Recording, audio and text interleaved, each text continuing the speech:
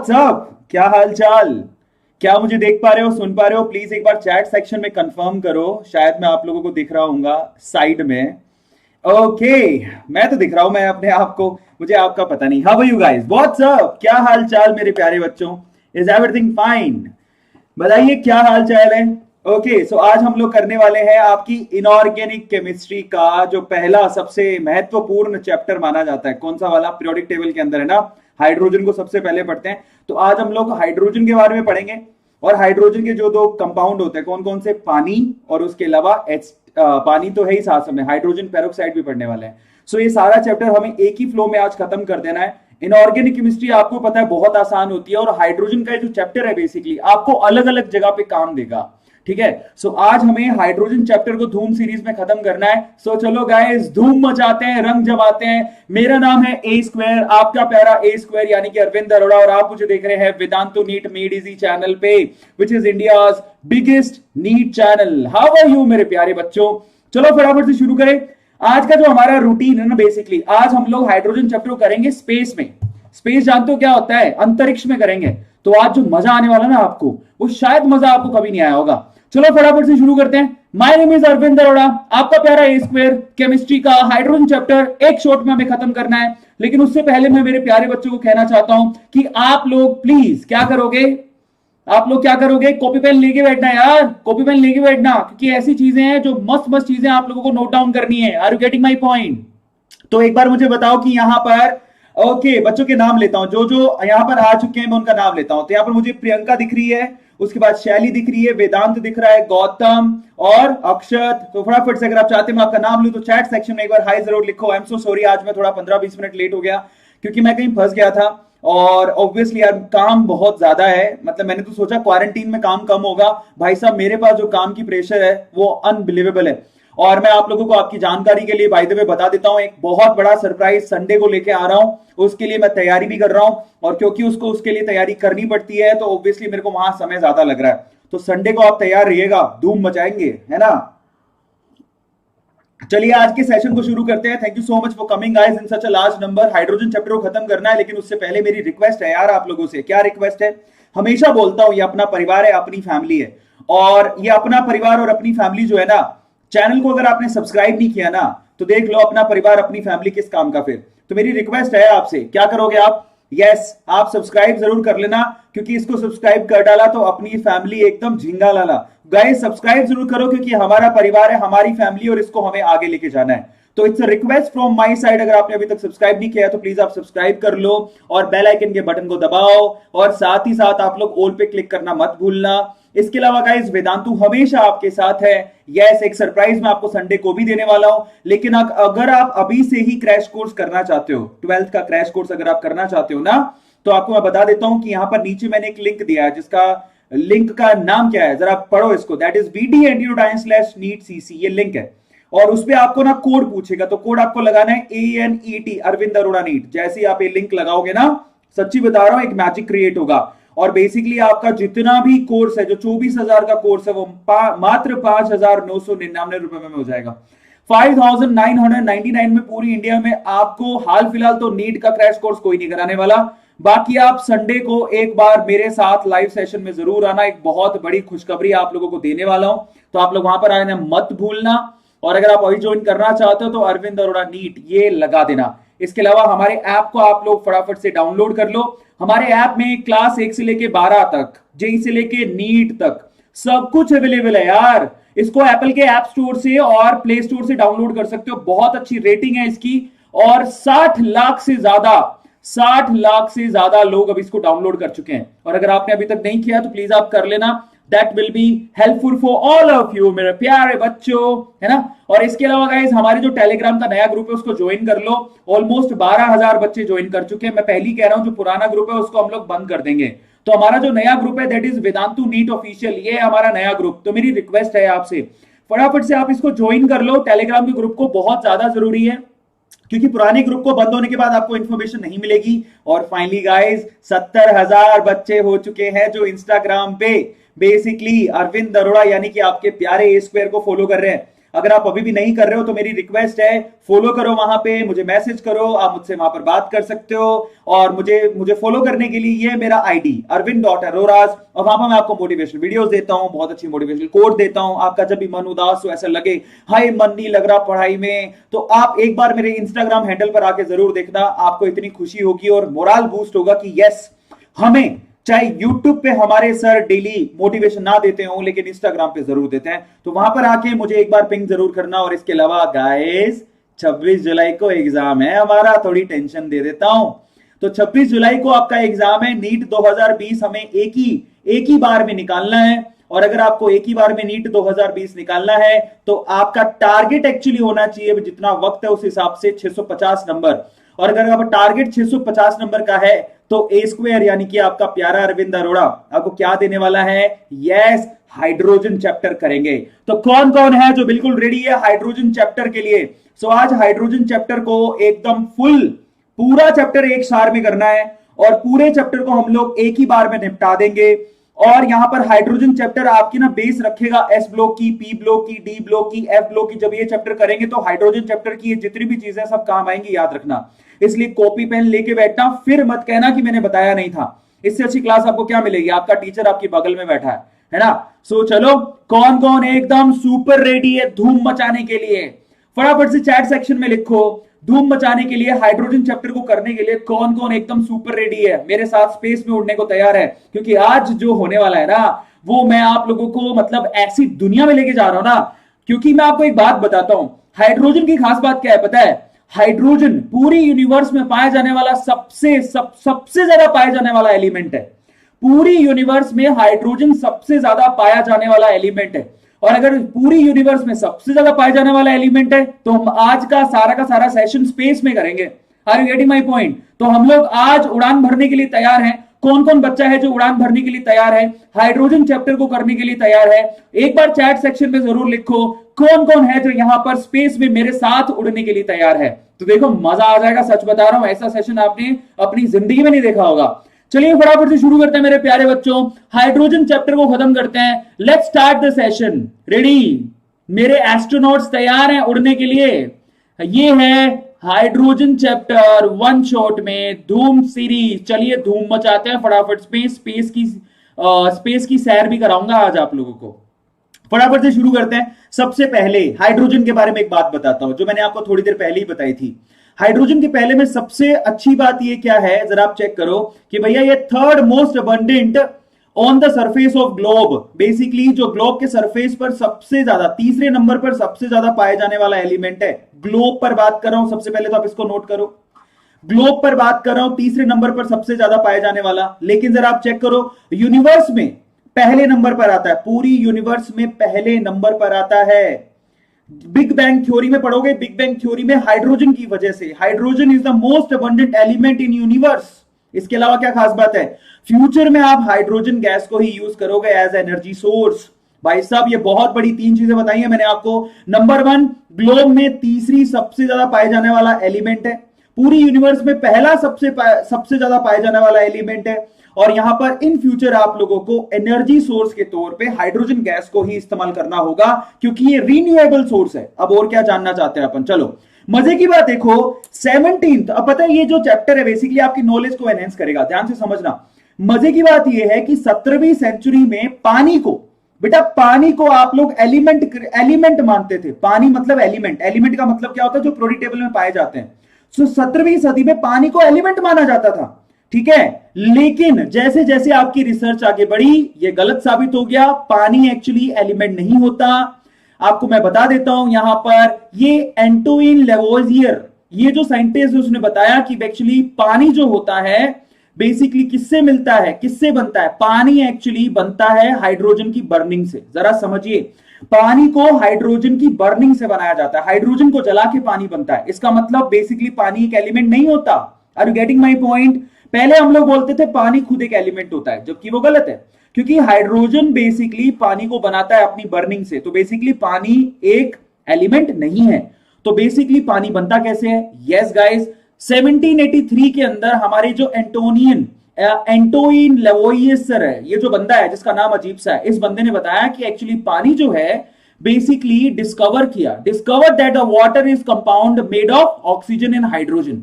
इस बंदे ने बताया सबसे पहले कि जो पानी होता है वो हाइड्रोजन और ऑक्सीजन से मिलकर बनाया जाता है। समझ में आया? तो बेसिकली हाइड्रोजन क्या है? ग्रीक में हाइड्रोजन को आप जरा तोड़ो। हाइड्रोजन को अगर ग्रीक में तोड़ा जाए तो हाइड्रो का मतलब होता है वाटर और जन का मतलब होता है प्रोड्यूसर। जरा समझिए, तो हाइड्रोजन की फुल फॉर्म क्या हो गई? बेसिकली हाइड्रोजन की फुल फॉर्म एक ऐसा एलिमेंट जो कि पानी को प्रोड्यूस करता है, एक ऐसा एलिमेंट जो कि पानी को प्रोड्यूस करता है, इसलिए उसको क्या कहा जाता है? उसको कहा जाता है हाइड्रोजन। ओके, तो चलिए अब मैं और थोड़ी सी चीजें बताता हूं। सबसे मजेदार बात देखो, अगर आप पूरी पीरियोडिक टेबल में सर्च करोगे तो हाइड्रोजन अकेला ऐसा एलिमेंट है जिसके पास न्यूट्रॉन होते ही नहीं है। पूरी पीरियोडिक टेबल में hydrogen is the only element जिसके पास न्यूट्रॉन नहीं होते। ये उसकी सबसे खास बात है। इसमें सिर्फ एक प्रोटॉन होता है, उसमें सिर्फ एक इलेक्ट्रॉन होता है, न्यूट्रॉन के नाम पे 0 न्यूट्रॉन होता है। मैं हाइड्रोजन की बात कर रहा हूं, उसके आइसोटॉप की नहीं। तो ये उसकी इक्वालिटी हो गई।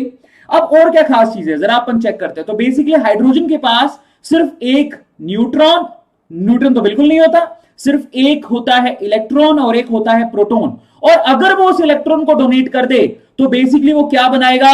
हाइड्रोजन का कैटायन बनाएगा, जिसे हम लोग क्या कहते हैं? प्रोटॉन कहते हैं। नोट डाउन कर लो, हाइड्रोजन के पास सिर्फ एक ही इलेक्ट्रॉन होता है और अगर वो उसी इलेक्ट्रॉन को डोनेट कर दे तो बेसिकली वो हाइड्रोजन का कैटायन बनाएगा, जिसे हम प्रोटॉन के नाम से जानते हैं। और मान लो कि अगर ये एक इलेक्ट्रॉन को एक्सेप्ट कर ले तो ये बेसिकली हाइड्रोजन का एनायन बनाएगा, H माइनस। तो बेसिकली क्या खास बात है हाइड्रोजन की? H प्लस भी बनाता है और ये H माइनस भी बनाता है, मतलब कैटायन में भी कन्वर्ट होता है और एनायन में भी कन्वर्ट होता है। और क्या खास बात है, जिसको हम लोग क्या कहते हैं? हाइड्राइड के नाम से जानते हैं।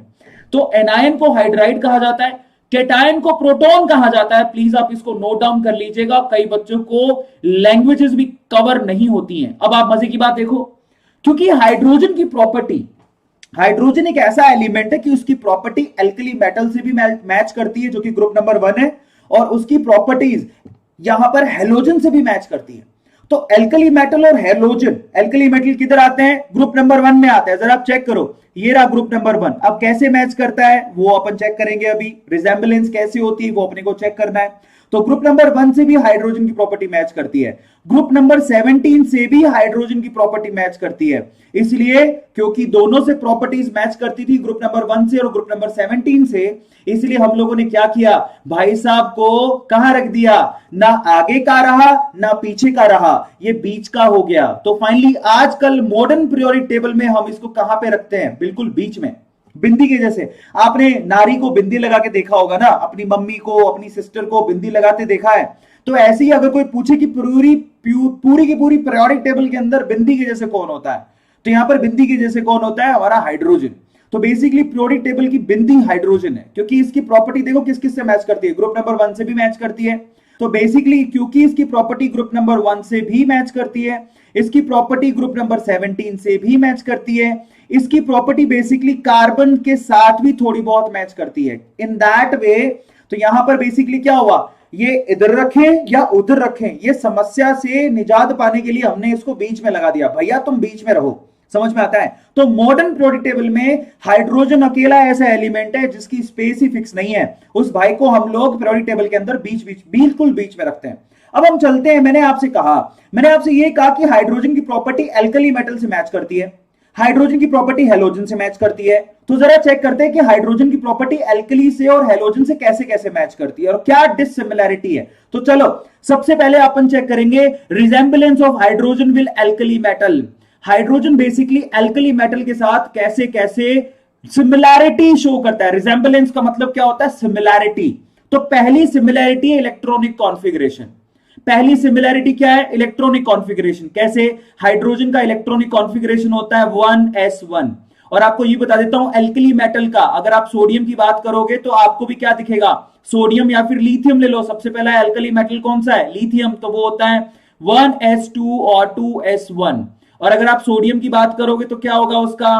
That is 1s2 2s2 2p6 and 3s1। क्या सिमिलैरिटी है? इनका जनरलाइज इलेक्ट्रॉनिक कॉन्फ़िगरेशन सेम होता है। आप चेक करो जरा, यहां पर एल्कली मेटल और एल्कलाइन अर्थ मेटल के जनरलाइज इलेक्ट्रॉनिक कॉन्फ़िगरेशन सिमिलर होते हैं। पहली प्रॉपर्टी सबको समझ में आई, और ये सवाल आपसे पूछा जाएगा, मैं पहली कहता हूं, ध्यान से लिख लेना इसको, कि भैया सबसे इंपॉर्टेंट चीज है हाइड्रोजन की electronic configuration basically lithium, sodium, potassium, rubidium, caesium इनसे मैच करती है, इसलिए ये सिमिलरिटी हो गई। सबको समझ में आया?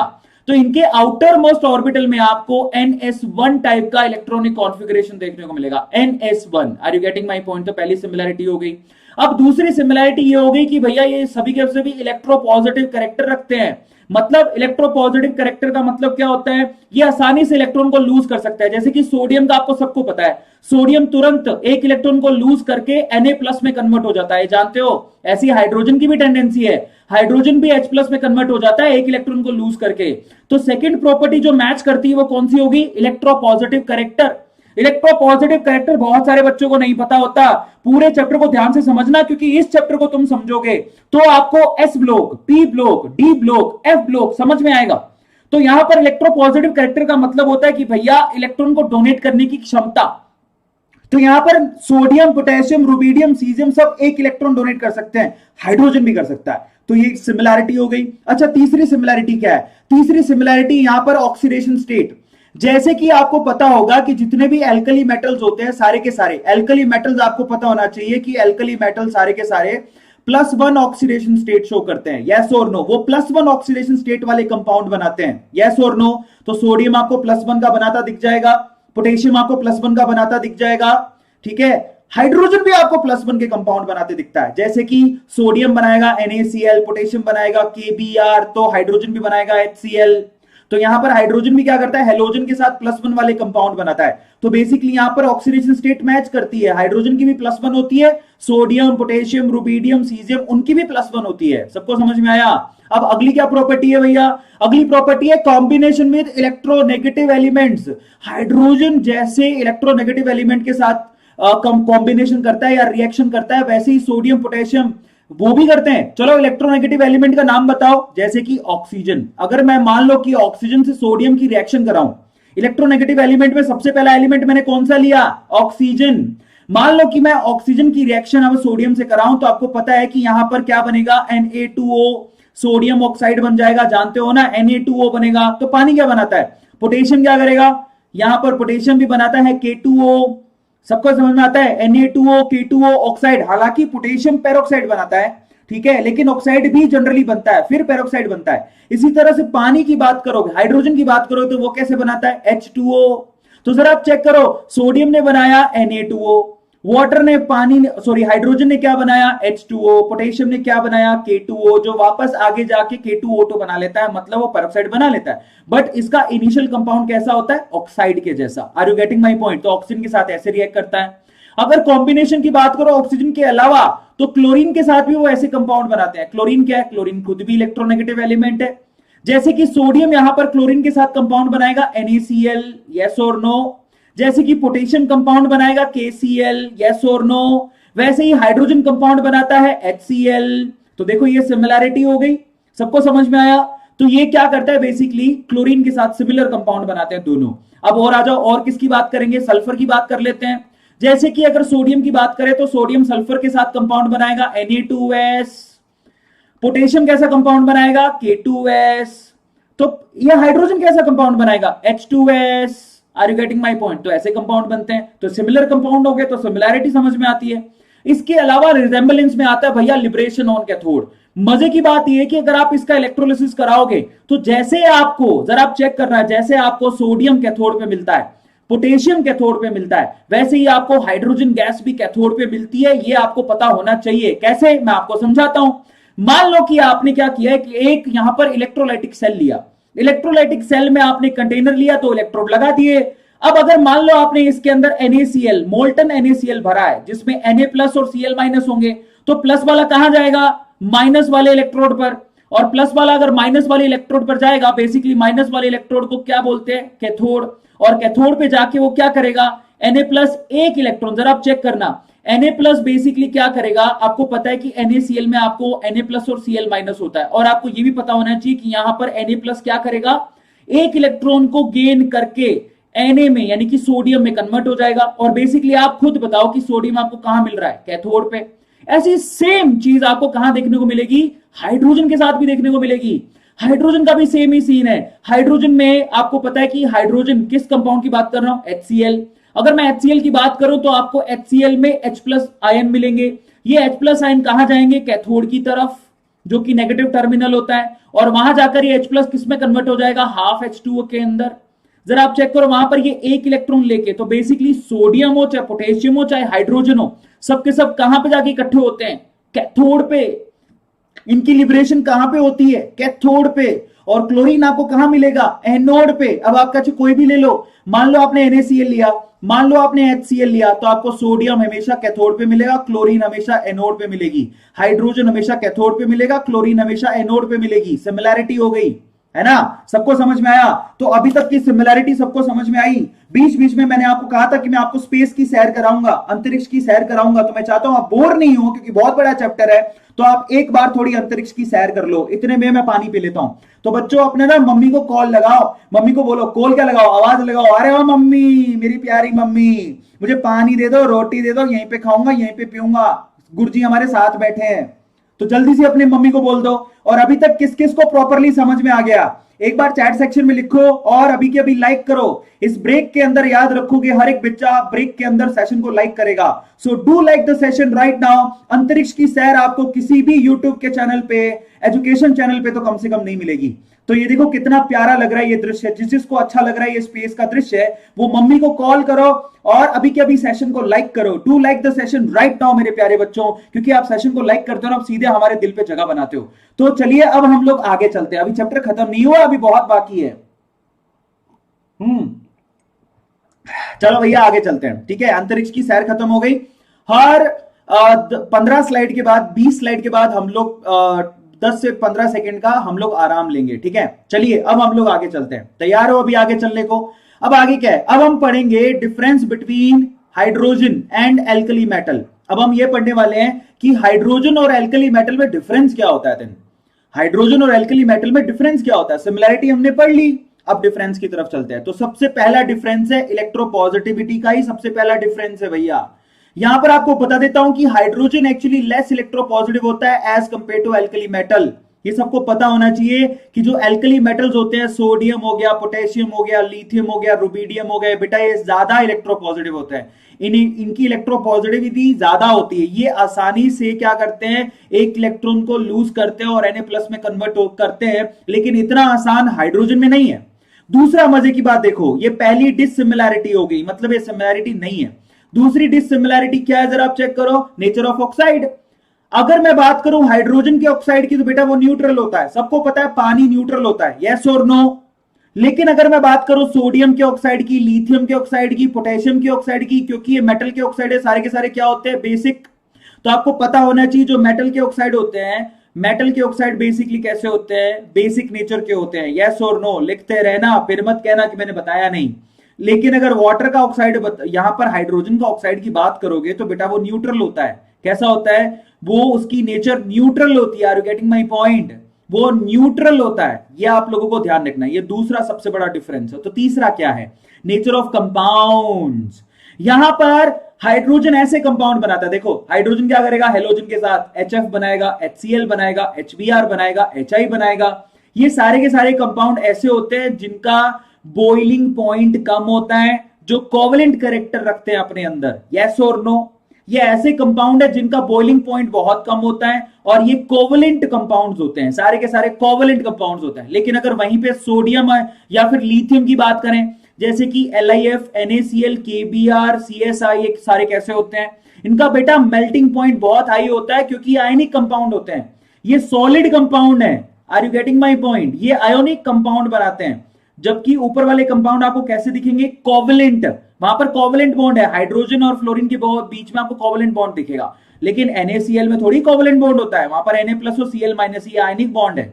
Are you getting my point, तो this is ionic bond by the way, बहुत बढ़िया। अब और क्या है हमारे लिए जानने के लिए, साइज ऑफ आयन। बेटा H+ की जो आयन की साइज होती है बेसिकली बहुत छोटी होती है। H+ के आयन की साइज छोटी होती है as compared to alkali cation.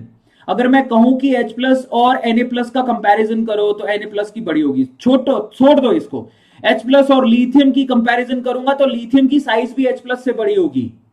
Are you getting my point? और लास्ट में पांचवा पॉइंट तो बहुत ही इंपॉर्टेंट है। सबको पता है हाइड्रोजन के पास न्यूट्रॉन नहीं होते, हाइड्रोजन के पास सिर्फ एक इलेक्ट्रॉन होता है, हाइड्रोजन के पास सिर्फ एक प्रोटॉन होता है, उसके पास कोई न्यूट्रॉन नहीं होता। लेकिन क्या सोडियम के साथ भी ऐसा होता है? नहीं, सोडियम के पास आपको सबको पता है कि इसके पास 23 इलेक्ट्रॉन होते हैं, 23 ही प्रोटॉन होते हैं। और अगर मैं यहां पर बात करूं न्यूट्रॉन की तो इसके पास कितने होते हैं? 12 न्यूट्रॉन होते हैं। कैसे निकाला जाता है? जो भी इसका एटॉमिक नंबर है उसमें से मास नंबर को घटा दो, तो mass number minus atomic number minus mass number, तो 12 इसके अंदर आप लोगों को न्यूट्रॉन दिखेंगे। तो बेसिकली यहां पर 12 न्यूट्रॉन आप लोगों को दिखाई देते हैं, जो हाइड्रोजन के साथ ऐसा नहीं है। Are you getting my point? चलिए और क्या है, अब हम चेक करेंगे रिजेंबलेंस विद हेलोजन। अब हम ये चेक करते हैं कि भैया हाइड्रोजन अगर हेलोजन के साथ सिमिलैरिटी दिखाता है तो कैसे दिखाता है। तो सबसे पहला है इलेक्ट्रॉनिक कॉन्फ़िगरेशन। पहला रिजेंबलेंस यानी कि सिमिलैरिटी किसमें पाई जाती है? Electronic configuration. कैसे? अब आप कहोगे सर इसके साथ इलेक्ट्रॉनिक कॉन्फ़िगरेशन कैसे मैच कर रहा है? देखो देखने का नजरिया अलग है। कैसे? मैं आपको समझाता हूं। अगर आप बात करो फ्लोरीन की तो आपको कैसा इसका इलेक्ट्रॉनिक कॉन्फ़िगरेशन दिखेगा? ऐसा दिखेगा 1s2 2s2 2p5। जानते हो इसके पास कितने इलेक्ट्रॉन की जरूरत है लास्ट ऑर्बिट में? मात्र एक, ताकि वो क्या करे? ताकि वो अपने ऑक्टेट को कंप्लीट कर ले। समझ में आता है? मात्र एक इलेक्ट्रॉन की इसको जरूरत है ताकि वो नियोन के जैसा हो जाए। ऐसे ही हाइड्रोजन के साथ भी है। अगर आप ध्यान से देखोगे तो हाइड्रोजन के साथ अगर आप चेक करोगे तो हाइड्रोजन के अंदर 1s1 ये इलेक्ट्रॉनिक कॉन्फ़िगरेशन है। और अगर आप जरा चेक करो, इसको भी एक ही इलेक्ट्रॉन की जरूरत है ताकि ये हीलियम के जैसा हो जाए। Are you getting my point? तो जैसे यहां पर आप जरा चेक करना, फ्लोरीन को एक इलेक्ट्रॉन की जरूरत है ताकि वो नियोन के जैसा हो जाए, हाइड्रोजन की भी एक इलेक्ट्रॉन की जरूरत है ताकि वो हीलियम के जैसा हो जाए। Are you getting my point? Yes, ये पहली सिमिलैरिटी हो गई। तो देखने का नजरिया अलग हो गया। दूसरा, इलेक्ट्रोनेगेटिव कैरेक्टर। सबको पता है कि क्लोरीन की अगर हम बात करें तो भैया क्लोरीन को एक इलेक्ट्रॉन दोगे तो वो Cl- में कन्वर्ट हो जाएगा। फ्लोरीन की बात करो तो फ्लोरीन भी कैसे एक इलेक्ट्रॉन लेके किसमें कन्वर्ट हो जाता है? फ्लोरीन भी एक इलेक्ट्रॉन लेके F- में कन्वर्ट हो जाता है। ऐसा ही हाइड्रोजन के साथ भी है। हाइड्रोजन मात्र एक इलेक्ट्रॉन लेके हाइड्राइड में कन्वर्ट हो जाएगा। हाइड्रोजन एक इलेक्ट्रॉन लेके हाइड्राइड में कन्वर्ट हो जाता है। ये ऐसा ही सिमिलैरिटी जैसा हेलोजन में भी पाया जाता है। अब हम बात करते हैं ऑक्सीडेशन स्टेट की। ये भी एक सिमिलैरिटी है। जैसे कि आपको सबको पता है कि फ्लोरीन में -1 चार्ज होता है अगर वो कंपाउंड बनाता है, क्लोरीन पे -1 चार्ज होता है अगर वो मेटल के साथ जाता है, तो फ्लोरीन क्लोरीन ब्रोमीन के ऊपर -1 चार्ज होता है। तो ऐसे ही अगर हाइड्रोजन भी किसी मेटल के साथ जाता है तो हाइड्रोजन पे भी -1 चार्ज होता है। जैसे कि सोडियम हाइड्राइड की बात करते हैं, सोडियम हाइड्राइड में सोडियम पे +1 चार्ज होता है तो हाइड्रोजन पे -1 होता है। इसी तरह से मैं बात कर लेता हूं NaCl की, तो Cl पे अगर -1 है तो सोडियम पे +1 है। तो यहां पर -1 और -1 आपको सिमिलैरिटी देखने को मिलेगी। आया सबको समझ में? रिजेंबलेंस में अगली प्रॉपर्टी है आयनाइजेशन एंथैल्पी। मैं आपको आपकी जानकारी के लिए बता देता हूं कि जरा आप लिथियम की आयनाइजेशन एंथैल्पी को चेक करो। लिथियम की आयनाइजेशन एंथैल्पी होती है 520। आपको पता है फ्लोरीन की कितनी होती है? फ्लोरीन की चेक करो, आपके होश उड़ जाएंगे, 1680। डेटा याद नहीं करना। जहां लिथियम की आयनाइजेशन एंथैल्पी 500 मात्र 520 होती है। By the way ionization enthalpy का मतलब क्या होता है? अगर आपको किसी एटम से एक इलेक्ट्रॉन निकालना है तो उसके लिए रिक्वायर्ड एनर्जी को हम लोग आयनाइजेशन एंथैल्पी बोलते हैं। लिथियम में मात्र 520 है तो फ्लोरीन में 1680 है। तो हाइड्रोजन में कितनी है भाई साहब? हाइड्रोजन में 1312 है। अब आप चेक करो कि यहां पर ये आसपास है, 1000 से ऊपर है, आसपास है। इसका मतलब बेसिकली फ्लोरीन और हाइड्रोजन दोनों एक और सिमिलैरिटी शो करते हैं जिसको आयनाइजेशन एंथैल्पी कहते हैं। इनकी आयनाइजेशन एंथैल्पी ऑलमोस्ट आसपास है। फिर उसके बाद है लिबरेशन एट एनोड। तो अगर मैं आपको कहूं, अरे आप तो कहोगे सर थोड़ी देर पहले आपने बताया था हाइड्रोजन कैथोड पे होती है। बेटा वो तब होती है जब आप HCl लो। अगर आप HCl ले रहे हो तो HCl पे हाइड्रोजन पे H+ आएगा तो वो कैथोड पे जाएगा। आ रहा है आपको समझ में? लेकिन अगर आप मान लो कि आप NaCl लिया सबसे पहले, तो NaCl में आपको पता है कि Cl बेसिकली कहां जाएगा आपके पास? एनोड की तरफ। क्लोरीन गैस अगर आपको मिलेगी, आप खुद ही सोचो। मान लो आपने NaCl ले लिया, NaCl पे सोडियम पे प्लस है और क्लोरीन पे माइनस है, तो क्लोरीन किधर जाएगा? एनोड की तरफ, क्योंकि एनोड कैसा होता है? पॉजिटिव टर्मिनल होता है। और वहां जाके आपको क्या देगा? Chlorine gas. ऐसे अगर मान लो कि मैंने, जरा ध्यान से समझना, ऐसे ही अगर मान लो कि मैंने सोडियम हाइड्राइड ले लिया होता, तो अगर मैंने सोडियम हाइड्राइड ले लिया होता तो कंफर्म आपको हाइड्रोजन गैस एनोड पे मिलती। और सोडियम आपको कहां पे मिलता, कैथोड पे मिलता। तो बेसिकली प्रोडक्ट प्रोडक्ट की बात है, यहां पर हाइड्रोजन अपना खेल जो है मेटल टू नॉन मेटल खेलता है। अगर हाइड्रोजन मेटल के साथ है तो एनोड पे इकट्ठा होगा, और अगर हाइड्रोजन नॉन मेटल के साथ है तो ये एनोड पे तो ये कैथोड पे इकट्ठा होगा, और मेटल के साथ है तो एनोड पे इकट्ठा होगा। ये आप लोगों को ध्यान रखना है, बहुत सिंपल है। ओके, अब हम चलते आगे। नेक्स्ट सिमिलैरिटी क्या है जरा आप चेक करो, atomicity and non metallic character.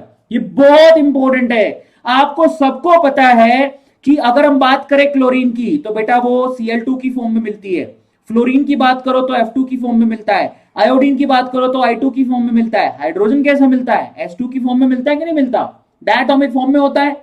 और सबको पता है कि क्लोरीन, फ्लोरीन, आयोडीन सब नॉन मेटल है। हाइड्रोजन क्या है, हाइड्रोजन भी नॉन मेटल है। तो यहां पर ये एक सिमिलैरिटी और हो गई, सबको समझ में आया। फिर उसके बाद क्या है, formation of similar type of compounds. अगर आप देखोगे तो जैसे कि हैलाइड क्या करता है, CCl4 बनाता है, SiCl4 बनाता है, NCl3 बनाता है, वैसे ही हाइड्रोजन भी क्या करता है, देखो इसने हैलाइड, हैलाइड मतलब हेलोजेंस ने कार्बन के साथ मिक्स होकर CCl4 बनाया, तो हाइड्रोजन ने हाइड्राइड बनाए जैसे कि CH4। जैसे कि सिलिकॉन के साथ इसने SiCl4 बनाया तो इसने क्या बनाया, SiH4। जैसे इसने नाइट्रोजन के साथ NCl बनाया तो इसने क्या बनाया, NH3। सिमिलर कंपाउंड बना रहा है कि नहीं बना रहा। इसके अलावा नेक्स्ट प्रॉपर्टी क्या है, कॉम्बिनेशन विद मेटल्स। अगर ये मेटल के साथ मिक्स होंगे तो मेटल हाइड्राइड बनाते हैं, जैसे कि क्लोरीन के साथ अगर क्लोरीन को मिक्स करोगे आप सोडियम के साथ तो वो NaCl बनाएगा। ऐसे हाइड्रोजन सोडियम के साथ मिक्स होकर NaH बनाता है, मतलब सोडियम हाइड्राइड। तो ये क्या हो गया, सोडियम क्लोराइड। सिमिलर कंपाउंड बना रहा है, कंपाउंड जो देखने को आपको मिल रहे हैं वो सिमिलर है। Are you getting my point. तो इस तरह से इनके आंसर देने हैं। तो यहां पर ये सिमिलर कंपाउंड बनाता है। चाहे एल्कलाइन अर्थ मेटल को भी चेक करोगे ना, एल्कलाइन अर्थ मेटल को भी चेक करोगे ना, एल्कलाइन अर्थ मेटल को भी चेक करोगे ना, जैसे कि यहां पर कैल्शियम के साथ कैल्शियम हाइड्राइड बना रहा है, तो क्लोरीन क्या करेगा, कैल्शियम के साथ कैल्शियम क्लोराइड बनाएगा। Are you getting my point. So this is how you have to solve these questions. मतलब वो देखो सिमिलैरिटी को जरा चेक करो, 8 सिमिलैरिटी है। तो चलो सिमिलैरिटी अगर हमें समझ में आ गई तो डिससिमिलैरिटी चेक कर लेते हैं। भैया हेलोजन और हाइड्रोजन के बीच में डिफरेंस क्या है, what is the difference between hydrogen and halogen, तो जरा चेक करते हैं। सबसे पहला डिफरेंस है इलेक्ट्रोनेगेटिविटी का। भाई साहब हाइड्रोजन की electronegativity as compared to halogen बहुत कम होती है। आपको बता देता हूं, मोस्ट इलेक्ट्रोनेगेटिव एलिमेंट फ्लोरीन है, उसके बाद किसका नंबर आता है, ऑक्सीजन का, फिर किसका नंबर आता है, नाइट्रोजन का। हालांकि ऑक्सीजन और नाइट्रोजन दोनों हेलोजन नहीं है, लेकिन फिर इनका ही नंबर आता है, क्लोरीन का नंबर आता है। तो बेसिकली यहां पर आपको पता होना चाहिए कि जो आपके हेलोजन होते हैं उनकी इलेक्ट्रोनेगेटिविटी बहुत हाई होती है। जैसे कि फ्लोरीन की इलेक्ट्रोनेगेटिविटी कितनी होती है, 4। पर अगर मैं बोलूं कि यहां पर बताओ फ्लोरीन की अगर इलेक्ट्रोनेगेटिविटी 4 है तो हाइड्रोजन की कितनी होती है, हाइड्रोजन की तो 1.9 ही होती है, कई बुक्स में इसको 2 लिखते हैं। तो बेसिकली इसकी इलेक्ट्रोनेगेटिविटी हाइड्रोजन की तो बहुत कम है। इसके अलावा नेचर ऑफ ऑक्साइड आपको पता है कि H2O न्यूट्रल होता है, लेकिन बाकी अगर मैं बताऊं कि अगर आपके जो हेलोजेंस होते हैं वो बेसिकली एसिडिक ऑक्साइड बनाते हैं, जैसे कि Cl2O7 ये एसिडिक ऑक्साइड है, आपको पता होना चाहिए, दिस इज एसिडिक ऑक्साइड। तो आपको ये मालूम होना चाहिए छोटी छोटी चीजें कि पानी न्यूट्रल ऑक्साइड बनाता है, जबकि जितने भी आपके हेलोजेंस हैं वो कैसे ऑक्साइड बनाते हैं, एसिडिक ऑक्साइड। क्यों, क्योंकि अगर आप यहां पर रिएक्शन करा दो, Cl2O7 की रिएक्शन अगर आपने पानी के साथ करवा दी तो वो HClO4 बनाएगा। HClO4 एक एसिड है, तो हमें ऐसे पता लगता है कि वो एसिडिक ऑक्साइड है।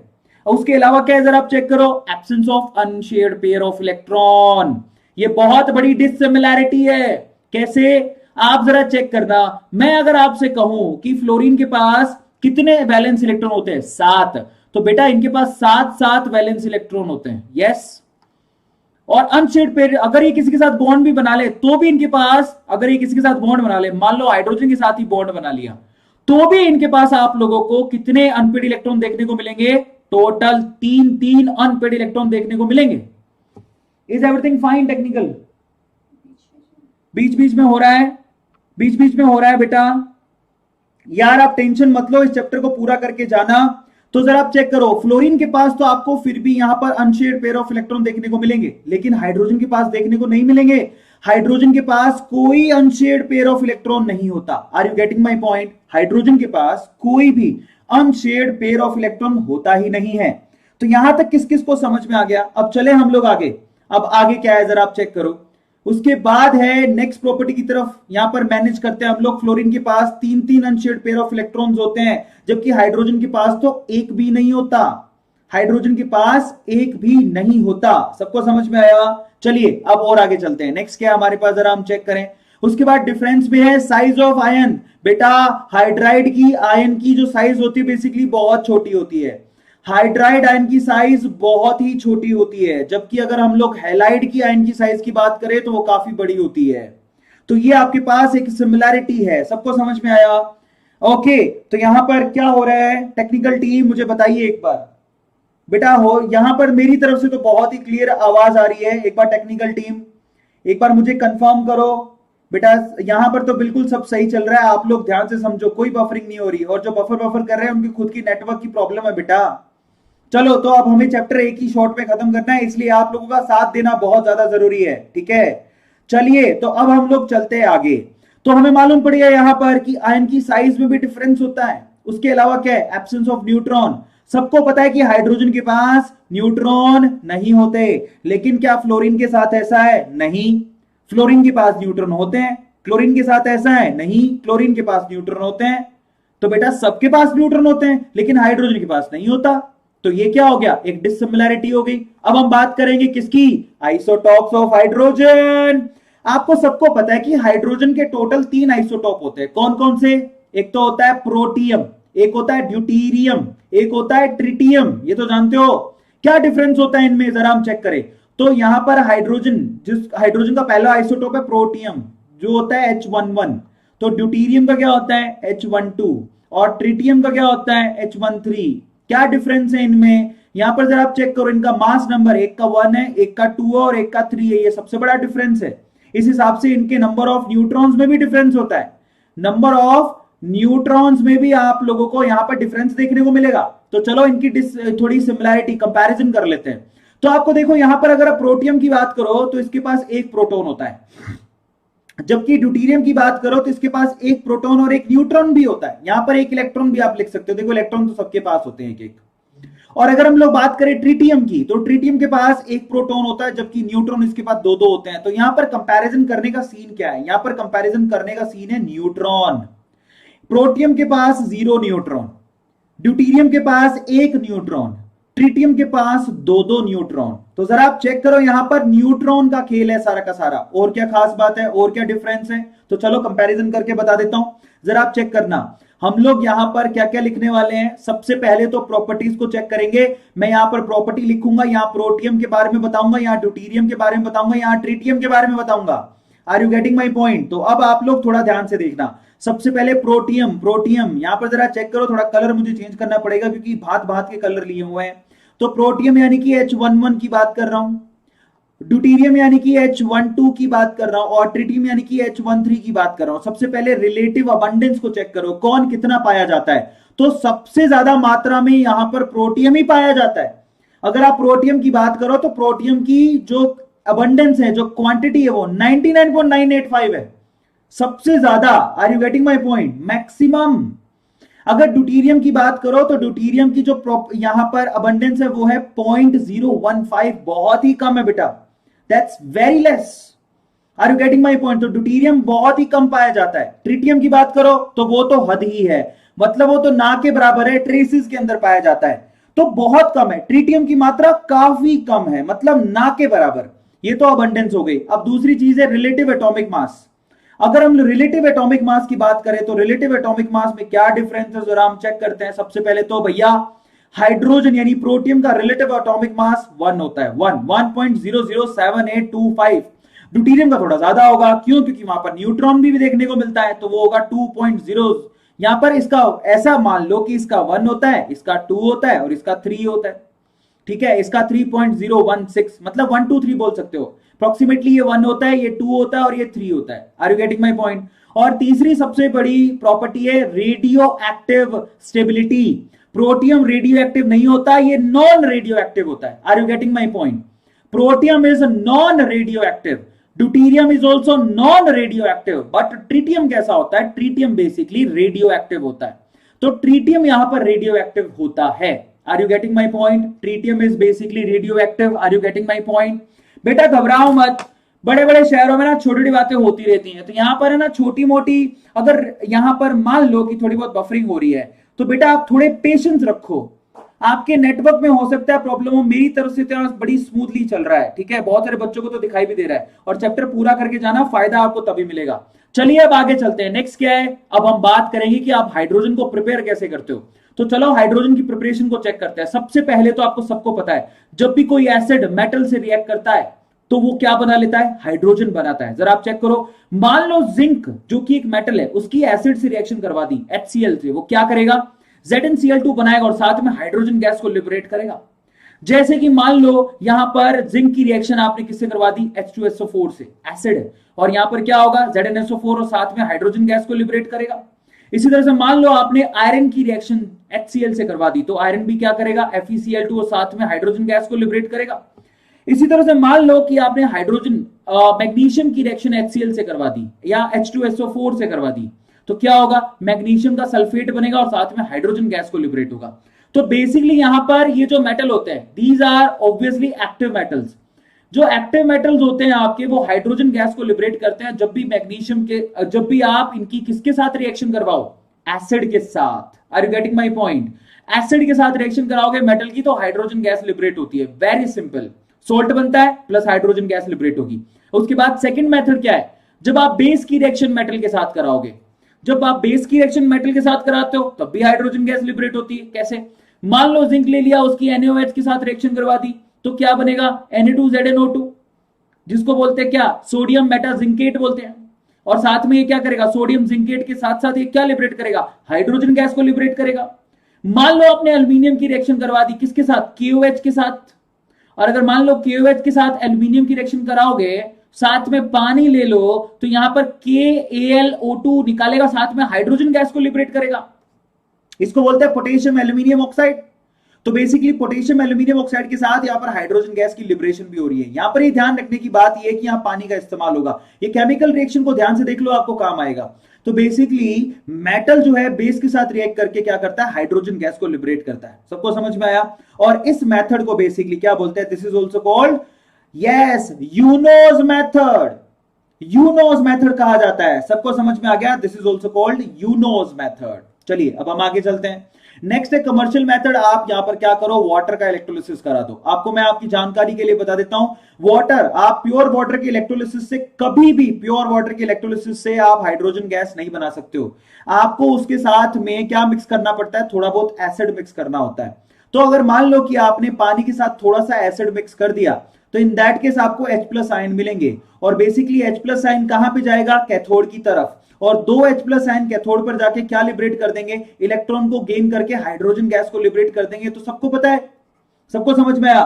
तो इस तरह से हाइड्रोजन गैस लिबरेट हो जाती है। जो आप लोगों को ध्यान रखना है, कैथोड पे हाइड्रोजन गैस किस तरह से मिलती है। और एनोड पे क्या होता है? एनोड पे आप लोगों को ये जो 4 OH- आयन है, बेसिकली क्या करेंगे? ये OH में कन्वर्ट होंगे और वो OH आयन जो है, OH की जो आपको दिख रहे हैं, वो पानी में कन्वर्ट हो जाएंगे। हमें एनोड से कुछ खासा मतलब नहीं है, हमें मतलब है कैथोड से, जहां से आप लोगों को हाइड्रोजन गैस देखने को मिलेगी। सबको समझ में आता है? और ये बोलते हैं वाटर का इलेक्ट्रोलिसिस। वाटर के इलेक्ट्रोलिसिस में आप लोगों को एसिड को डालना जरूरी होता है, बिना उसके काम नहीं चलेगा। ये आप लोगों को ध्यान रखना है। अब और क्या है हमारे पास? अगर मान लो आप लोगों को बिल्कुल हाईली प्योर हाइड्रोजन बनानी है, अब इस पे सवाल आते हैं। अगर आपको हाईली प्योर हाइड्रोजन बनानी है जिसकी प्योरिटी 99.95% होती है, तो इन दैट केस आपको क्या करना है? आपको वार्म एक्वस बैरियम हाइड्रोक्साइड का सॉल्यूशन लेना है। क्या लेना है? बैरियम हाइड्रोक्साइड का सॉल्यूशन लेना पड़ेगा।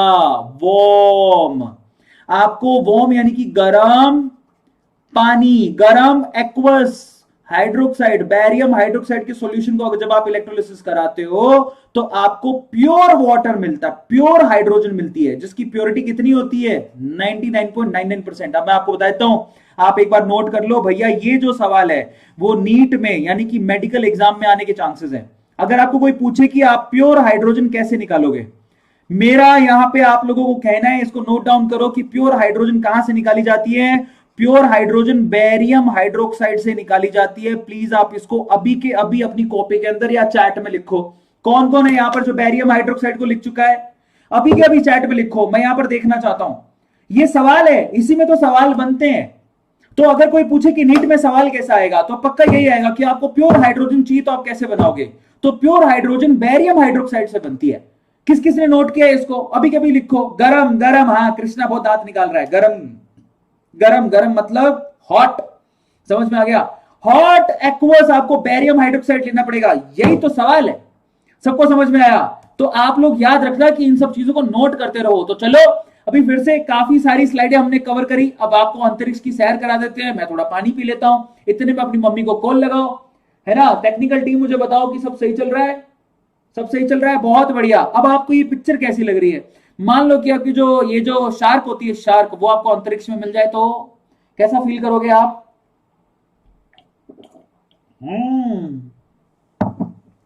मुझे भी ऐसा फील हो रहा है। आप क्या मुझे देख पा रहे हो? मैं भी अपने आप को ऐसा फील कर रहा हूं कि मैं कहां पे बैठा हूं, एकदम स्पेस में, और मेरे सामने देखो एक आदमी को निकल के चली गई। कौन? ये shark. O my God, basically, है ना?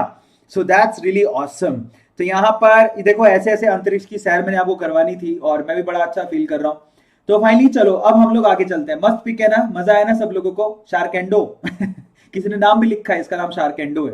That's really awesome. चलो अब और आगे चलते हैं हम लोग, ठीक है? इतने में मैं आप लोगों को बता देता हूँ, भैया मेरे को डेयरी मिल्क खाना बड़ा अच्छा लगता है, तो मैं डेयरी मिल्क खोल लेता हूँ, फिर अपन चैप्टर के आगे वाले पड़ाव पे चलेंगे। मेरी रिक्वेस्ट है कि आप देखो, बफरिंग हो चाहे कुछ भी हो, थोड़ी देर वेट करो और बैठे रहो। आप लोगों को काफी चीजें सीखने को मिलेंगी, समझो? भागने से कुछ नहीं होगा। चलो अब हम चलते हैं आगे। नेक्स्ट क्या है हमारे पास? अब अगला प्रोसेस किससे बनाते हो? बोश प्रोसेस से। भैया ये नोट डाउन करो, ये बहुत इंपॉर्टेंट है, ये आपके नीट में आएगा। आपको बोश प्रोसेस से आप लोग क्या बना सकते हो? यस, जरा चेक करो। बोश प्रोसेस में आपको क्या लेना पड़ता है? Water gas. वाटर गैस का फॉर्मूला क्या होता है? वाटर गैस का फॉर्मूला होता है कार्बन मोनोऑक्साइड प्लस H2, क्योंकि वाटर गैस के अंदर ऑलरेडी हाइड्रोजन होती है। आप जरा चेक करो, वाटर गैस में ऑलरेडी हाइड्रोजन होता है। वाटर गैस का formula carbon monoxide plus H2 को वाटर गैस कहते हैं। ये वाटर गैस अगर आप लो और अब मान लो आप उसकी रिएक्शन पानी से, यानी कि पानी स्पेशली कौन सी फॉर्म में होना चाहिए? स्टीम की फॉर्म में। तो ये स्टीम क्या करेगा? कार्बन मोनोऑक्साइड को CO2 में कन्वर्ट कर देगा। पर इसके लिए आपको किसकी जरूरत पड़ती है? यहां पर फेरिक ऑक्साइड की और क्रोमियम ऑक्साइड की जरूरत पड़ती है। आप प्लीज लिखो, इसको काम आएगा। तो बेसिकली वाटर गैस को जब आप स्टीम के साथ रिएक्शन करवाते हो फेरिक ऑक्साइड और क्रोमियम ऑक्साइड की प्रेजेंस में, तो कार्बन जो मोनोऑक्साइड है बेसिकली कार्बन डाइऑक्साइड में कन्वर्ट हो जाती है, जो जिसको आप बाहर कलेक्ट कर लेते हो और यहां से हाइड्रोजन गैस लिबरेट होती है। और ये सवाल बहुत इंपॉर्टेंट है, मैं स्टार लगा देता हूं। मेरी रिक्वेस्ट है आपसे अपनी कॉपी के अंदर नोट डाउन कर लेना।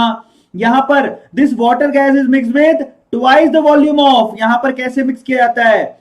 अगर आप मान लो कि आप ये 1 मोल लोगे तो इसका वॉल्यूम कितना होना चाहिए? ट्वाइस, जस्ट डबल होना चाहिए। और साथ में आपको क्या डालना पड़ेगा? यहां पर फेरिक ऑक्साइड और क्रोमियम ऑक्साइड डालना पड़ेगा, जिससे CO ऑक्सीडाइज होकर किसमें कन्वर्ट हो जाएगी? CO2 में। अब आपसे सवाल पूछा गया कि यहां पर दो गैसेस बाहर निकल रही हैं, CO2 और H2, सेपरेट कैसे करोगे? तो देखो सिंपल सा तरीका है। यहां पर कार्बन डाइऑक्साइड को कैसे रिमूव करते हैं? प्रेशर लगाओ 20 से 25 ATM का।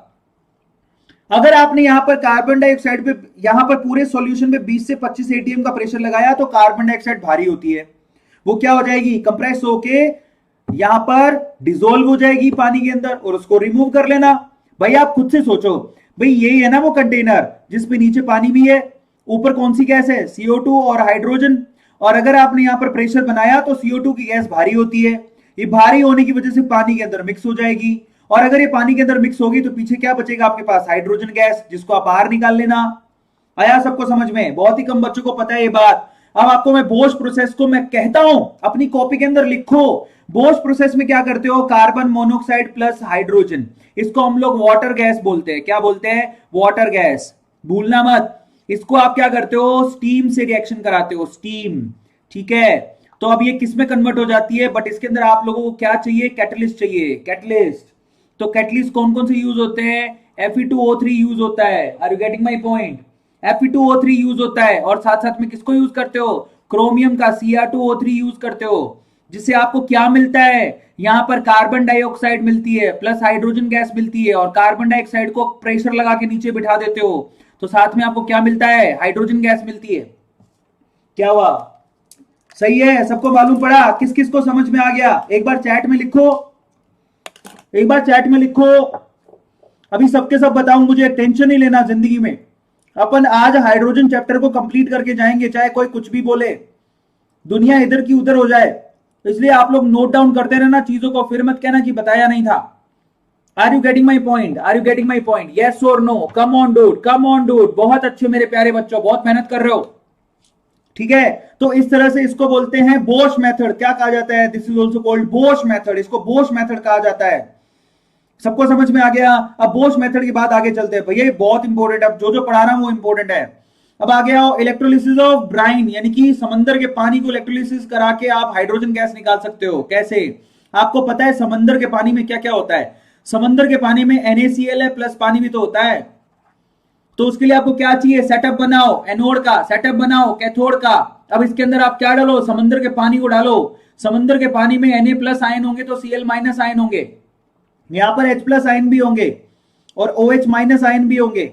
आपको मैं बता देता हूं आपकी जानकारी के लिए कि सोडियम Na+ की फॉर्म में और H+ Na+ की H+ भी हाइड्रोजन H+ की फॉर्म में हो, तो यहां पर हाइड्रोजन जो है बेसिकली कैथोड की तरफ भागता है। यहां पर हल्का कौन है? H+। Na+ तो भारी है, तो कौन भागेगा ज्यादा? यस, H+ भाग के किसमें कन्वर्ट होता है? हाइड्रोजन में। आपको पता होना चाहिए।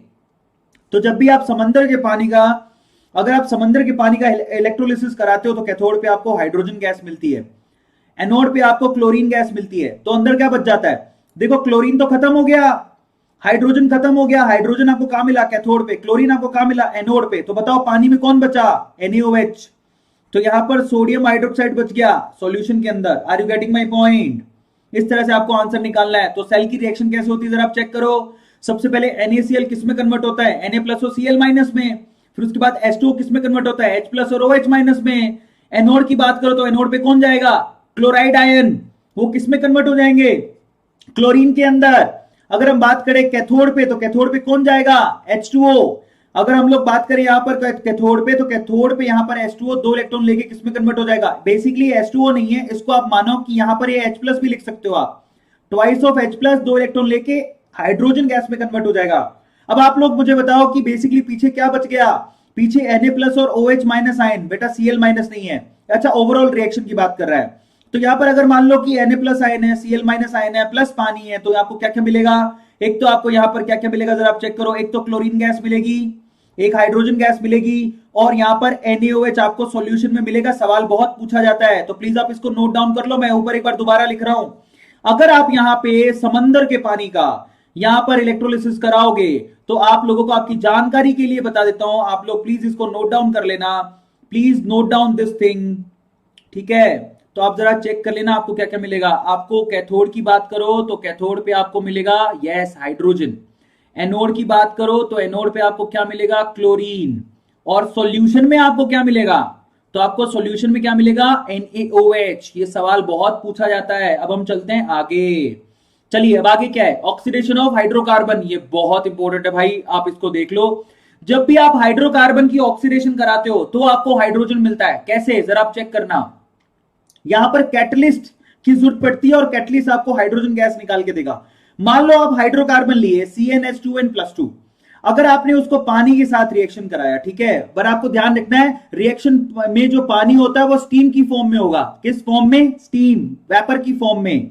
और अगर आपने वेपर की फॉर्म में लिया, टेम्परेचर बहुत ज्यादा हाई होगा ऑब्वियसली, क्योंकि आपने वेपर की फॉर्म में लिया है। यहां पर कैटलिस्ट के तौर पे निकल इस्तेमाल होगा। तो अगर आपने निकल का इस्तेमाल किया, स्टीम लिया और कोई भी हाइड्रोकार्बन ले लिया, टेम्परेचर की मात्रा बहुत ज्यादा रखी, तो यहां पर आपको कार्बन मोनोऑक्साइड प्लस आपको हाइड्रोजन गैस मिलेगी।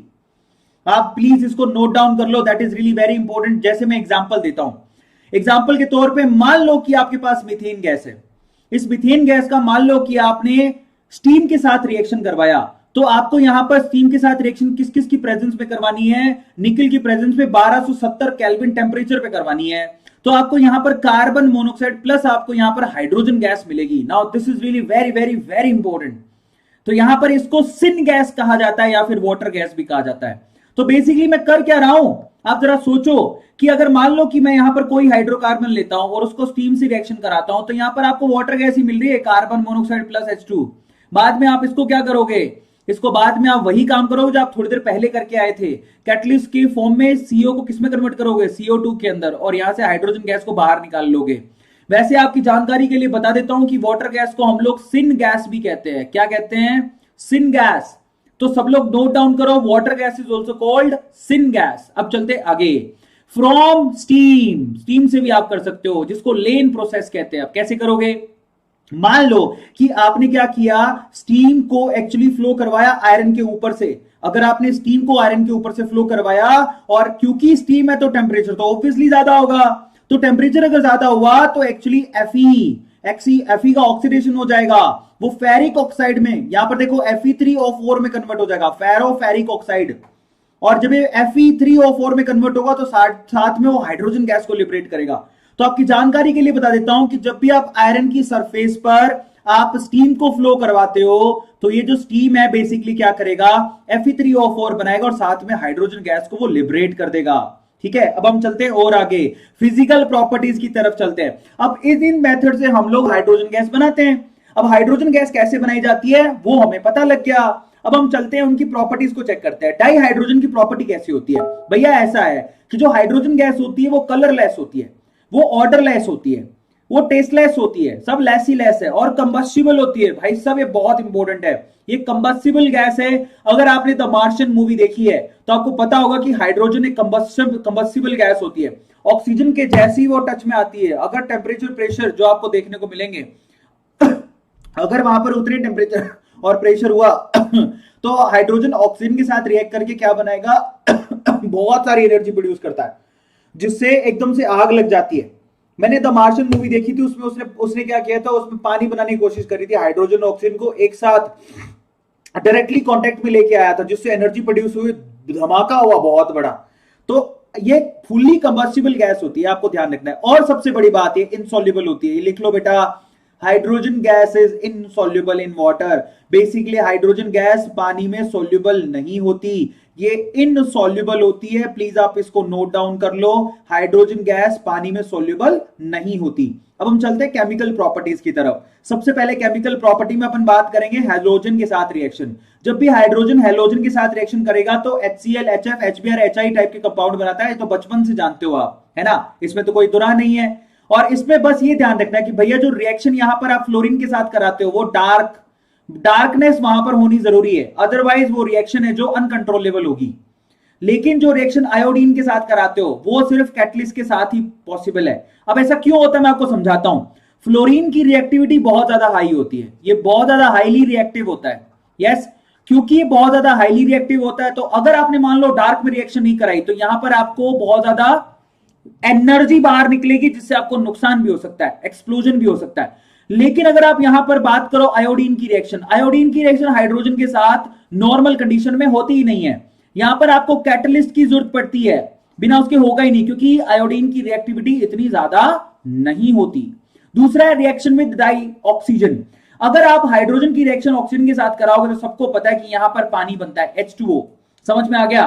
तो ये हाईली एक्सोथर्मिक रिएक्शन होती है। आप लोग याद रखो कि पानी इतनी नॉर्मली नहीं बन जाता, इसमें बहुत ज्यादा एनर्जी बाहर निकलती है, जिससे फाइनली आग भी लग सकती है, हाईली एक्सोथर्मिक होती है।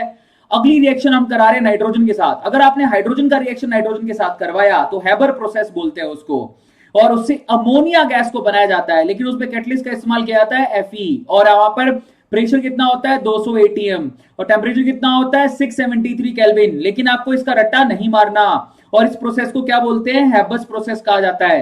अगली रिएक्शन आपके पास मेटल के साथ, हाइड्रोजन मेटल के साथ रिएक्शन करके हाइड्राइड बनाता है। क्या बनाता है, हाइड्राइड। जैसे कि सोडियम के साथ रिएक्शन करेगा हाइड्रोजन तो क्या बनाएगा, सोडियम हाइड्राइड। सबको समझ में आया, सोडियम हाइड्राइड। तो इस तरह से ये हाइड्राइड बनाता है, जिसमें बेसिकली हाइड्रोजन मेटल के साथ रिएक्ट करके H- की फॉर्म में आता है खुद। सबको समझ में आया? अगली रिएक्शन है यहां पर, yes, reaction with metal oxide. अगर मान लो आपने, ये बहुत इंपॉर्टेंट है भैया, अगर मान लो कि हाइड्रोजन की रिएक्शन आप मेटल ऑक्साइड के साथ करा रहे हो, तो उस केस में हाइड्रोजन कैसे रिएक्ट करता है, रिड्यूसिंग एजेंट की तरह बिहेव करता है। कैसे बिहेव करता है, रिड्यूसिंग एजेंट की तरह बिहेव करता है। तो आपको मैं एग्जांपल समझाता हूं। बेसिकली यहां पर रिएक्शन आप किसके साथ कराते हो, reduces oxides of metal less active. ऐसे मेटल जो कि इतने ज्यादा रिएक्टिव नहीं होते, उनके साथ ही रिएक्शन की बात कर रहा हूं, जैसे कि कॉपर, जैसे कि जिंक। एक रिएक्शन दिखाता हूं। मान लो आपने हाइड्रोजन की रिएक्शन एक मेटल ऑक्साइड के साथ कराई, जिसमें मेटल आपका हो सकता है कॉपर, जिसमें मेटल आपका हो सकता है जिंक, जिसमें मेटल आपका हो सकता है लेड।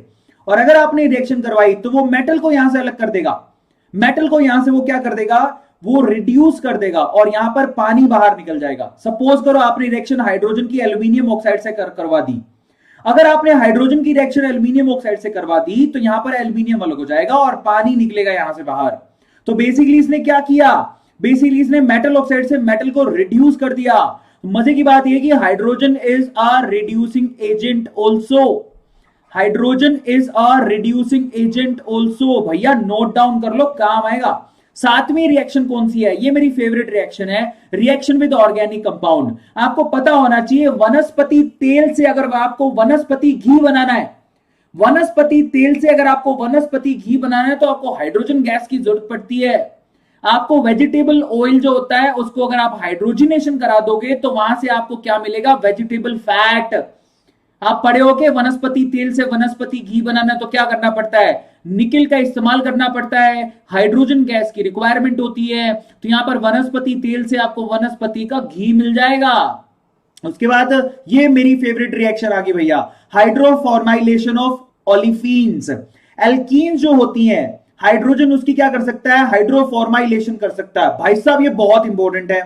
पहले तो ओलिफिन्स क्या होती है जरा आप चेक करो। ये देखो, हाइड्रो का मतलब एडिशन ऑफ हाइड्रोजन, फॉर्माइल का मतलब addition of CHO group. Formyl किसको बोलते हैं, यहां पर सीएचओ ग्रुप को फॉर्माइल कहा जाता है, तो पता है ना, एडिशन ऑफ सीएचओ ग्रुप, तो सीएचओ ग्रुप की एडिशन हो जाती है। कैसे होती है मैं आपको बताता हूं। ओलिफिन किसको बोलते हैं, एल्कीन्स को ओलिफिन्स कहा जाता है, ये तो पता है ना आप लोगों को, एल्कीन्स को ओलिफिन्स कहा जाता है। अब रिएक्शन दिखाता हूं आपको।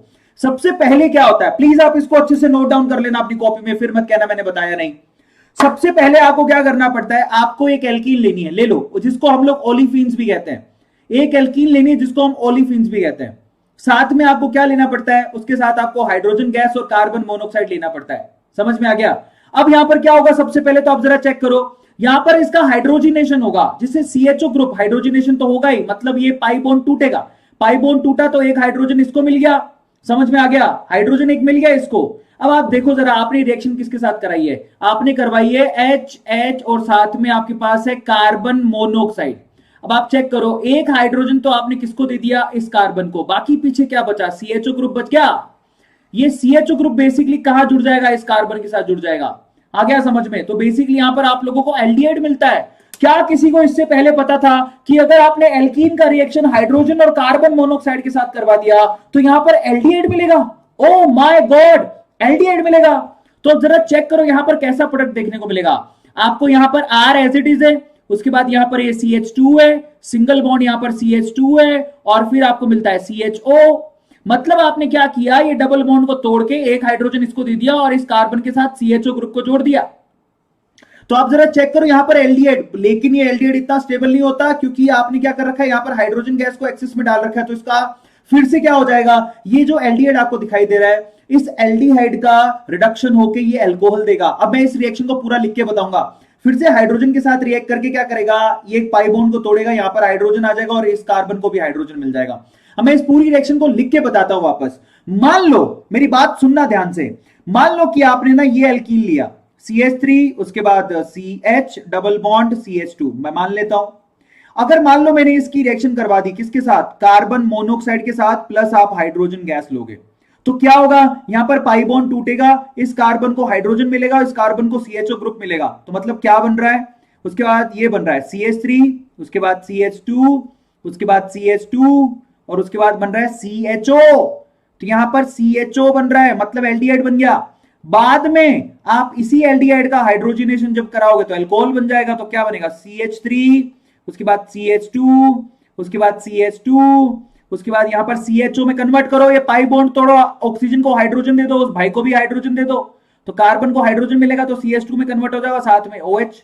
तो अगर आप चेक करो यहां से अल्कोहल मिलेगा at the and, at the and आपको अल्कोहल मिलेगा। बहुत कम बच्चे जानते हैं कि आप ओलिफिन्स या फिर एल्कीन्स को कार्बन मोनोऑक्साइड और हाइड्रोजन के साथ रिएक्ट करके आप फाइनली एल्डिहाइड, और अगर आपने हाइड्रोजन एक्सेस में ले रखा है तो वो एल्डिहाइड फिर से हाइड्रोजिनेट होके किस में कन्वर्ट हो जाएगा, रिड्यूस होके अल्कोहल में कन्वर्ट हो जाएगा। Now, this is really very, very, very fascinating chemical reaction. That's my favorite chemical reaction as well. अब अगली केमिकल रिएक्शन को जरा चेक करते हैं. नेक्स्ट केमिकल रिएक्शन है dihydrogen releases more energy then petrol. आपको मैं आपकी जानकारी के लिए बता देता हूं कि आजकल जो गाड़ियां पेट्रोल से चलती हैं उससे हमें इमिशन, कार्बन इमिशन बहुत ज्यादा होता है. जो पेट्रोल से गाड़ियां चलती हैं उनमें एनर्जी ज्यादा इस्तेमाल होती है. अगर आपने हाइड्रोजन से, वही कारें आपने हाइड्रोजन से चला दी जो कि चलेंगी भी आने वाले फ्यूचर में, तो आपको आपकी जानकारी के लिए बता देता हूं हाइड्रोजन को एज अ फ्यूल इस्तेमाल किया जाता है और वहां से यहां पर कंबशन, यानी कि यहां पर क्या बोलते हैं इसको, हमारी नेचर को नुकसान बहुत ही कम होगा. तो हाइड्रोजन आने वाले टाइम में लेस पोल्यूटेड एयर होगी हाइड्रोजन का अगर आप एज अ फ्यूल यूज करते हो तो. और bye the way in future हम लोग हाइड्रोजन को एज अ फ्यूल यूज करने वाले हैं. हमारी गाड़ियां हाइड्रोजन एज अ फ्यूल से चलेंगी और ये रिन्यूएबल एनर्जी सोर्स है जिससे आप इलेक्ट्रिसिटी भी पैदा कर सकते हो. और ये पेट्रोल से काफी अच्छा है क्योंकि इसमें पॉल्यूशन नहीं होता. तो ये बड़ी चीजें जो काम की हैं. अब आते हैं अपन uses of hydrogen. Ending point पर आ गए हाइड्रोजन के, उसके बाद पानी पढ़ेंगे और फिर H2O2, उसके बाद खत्म.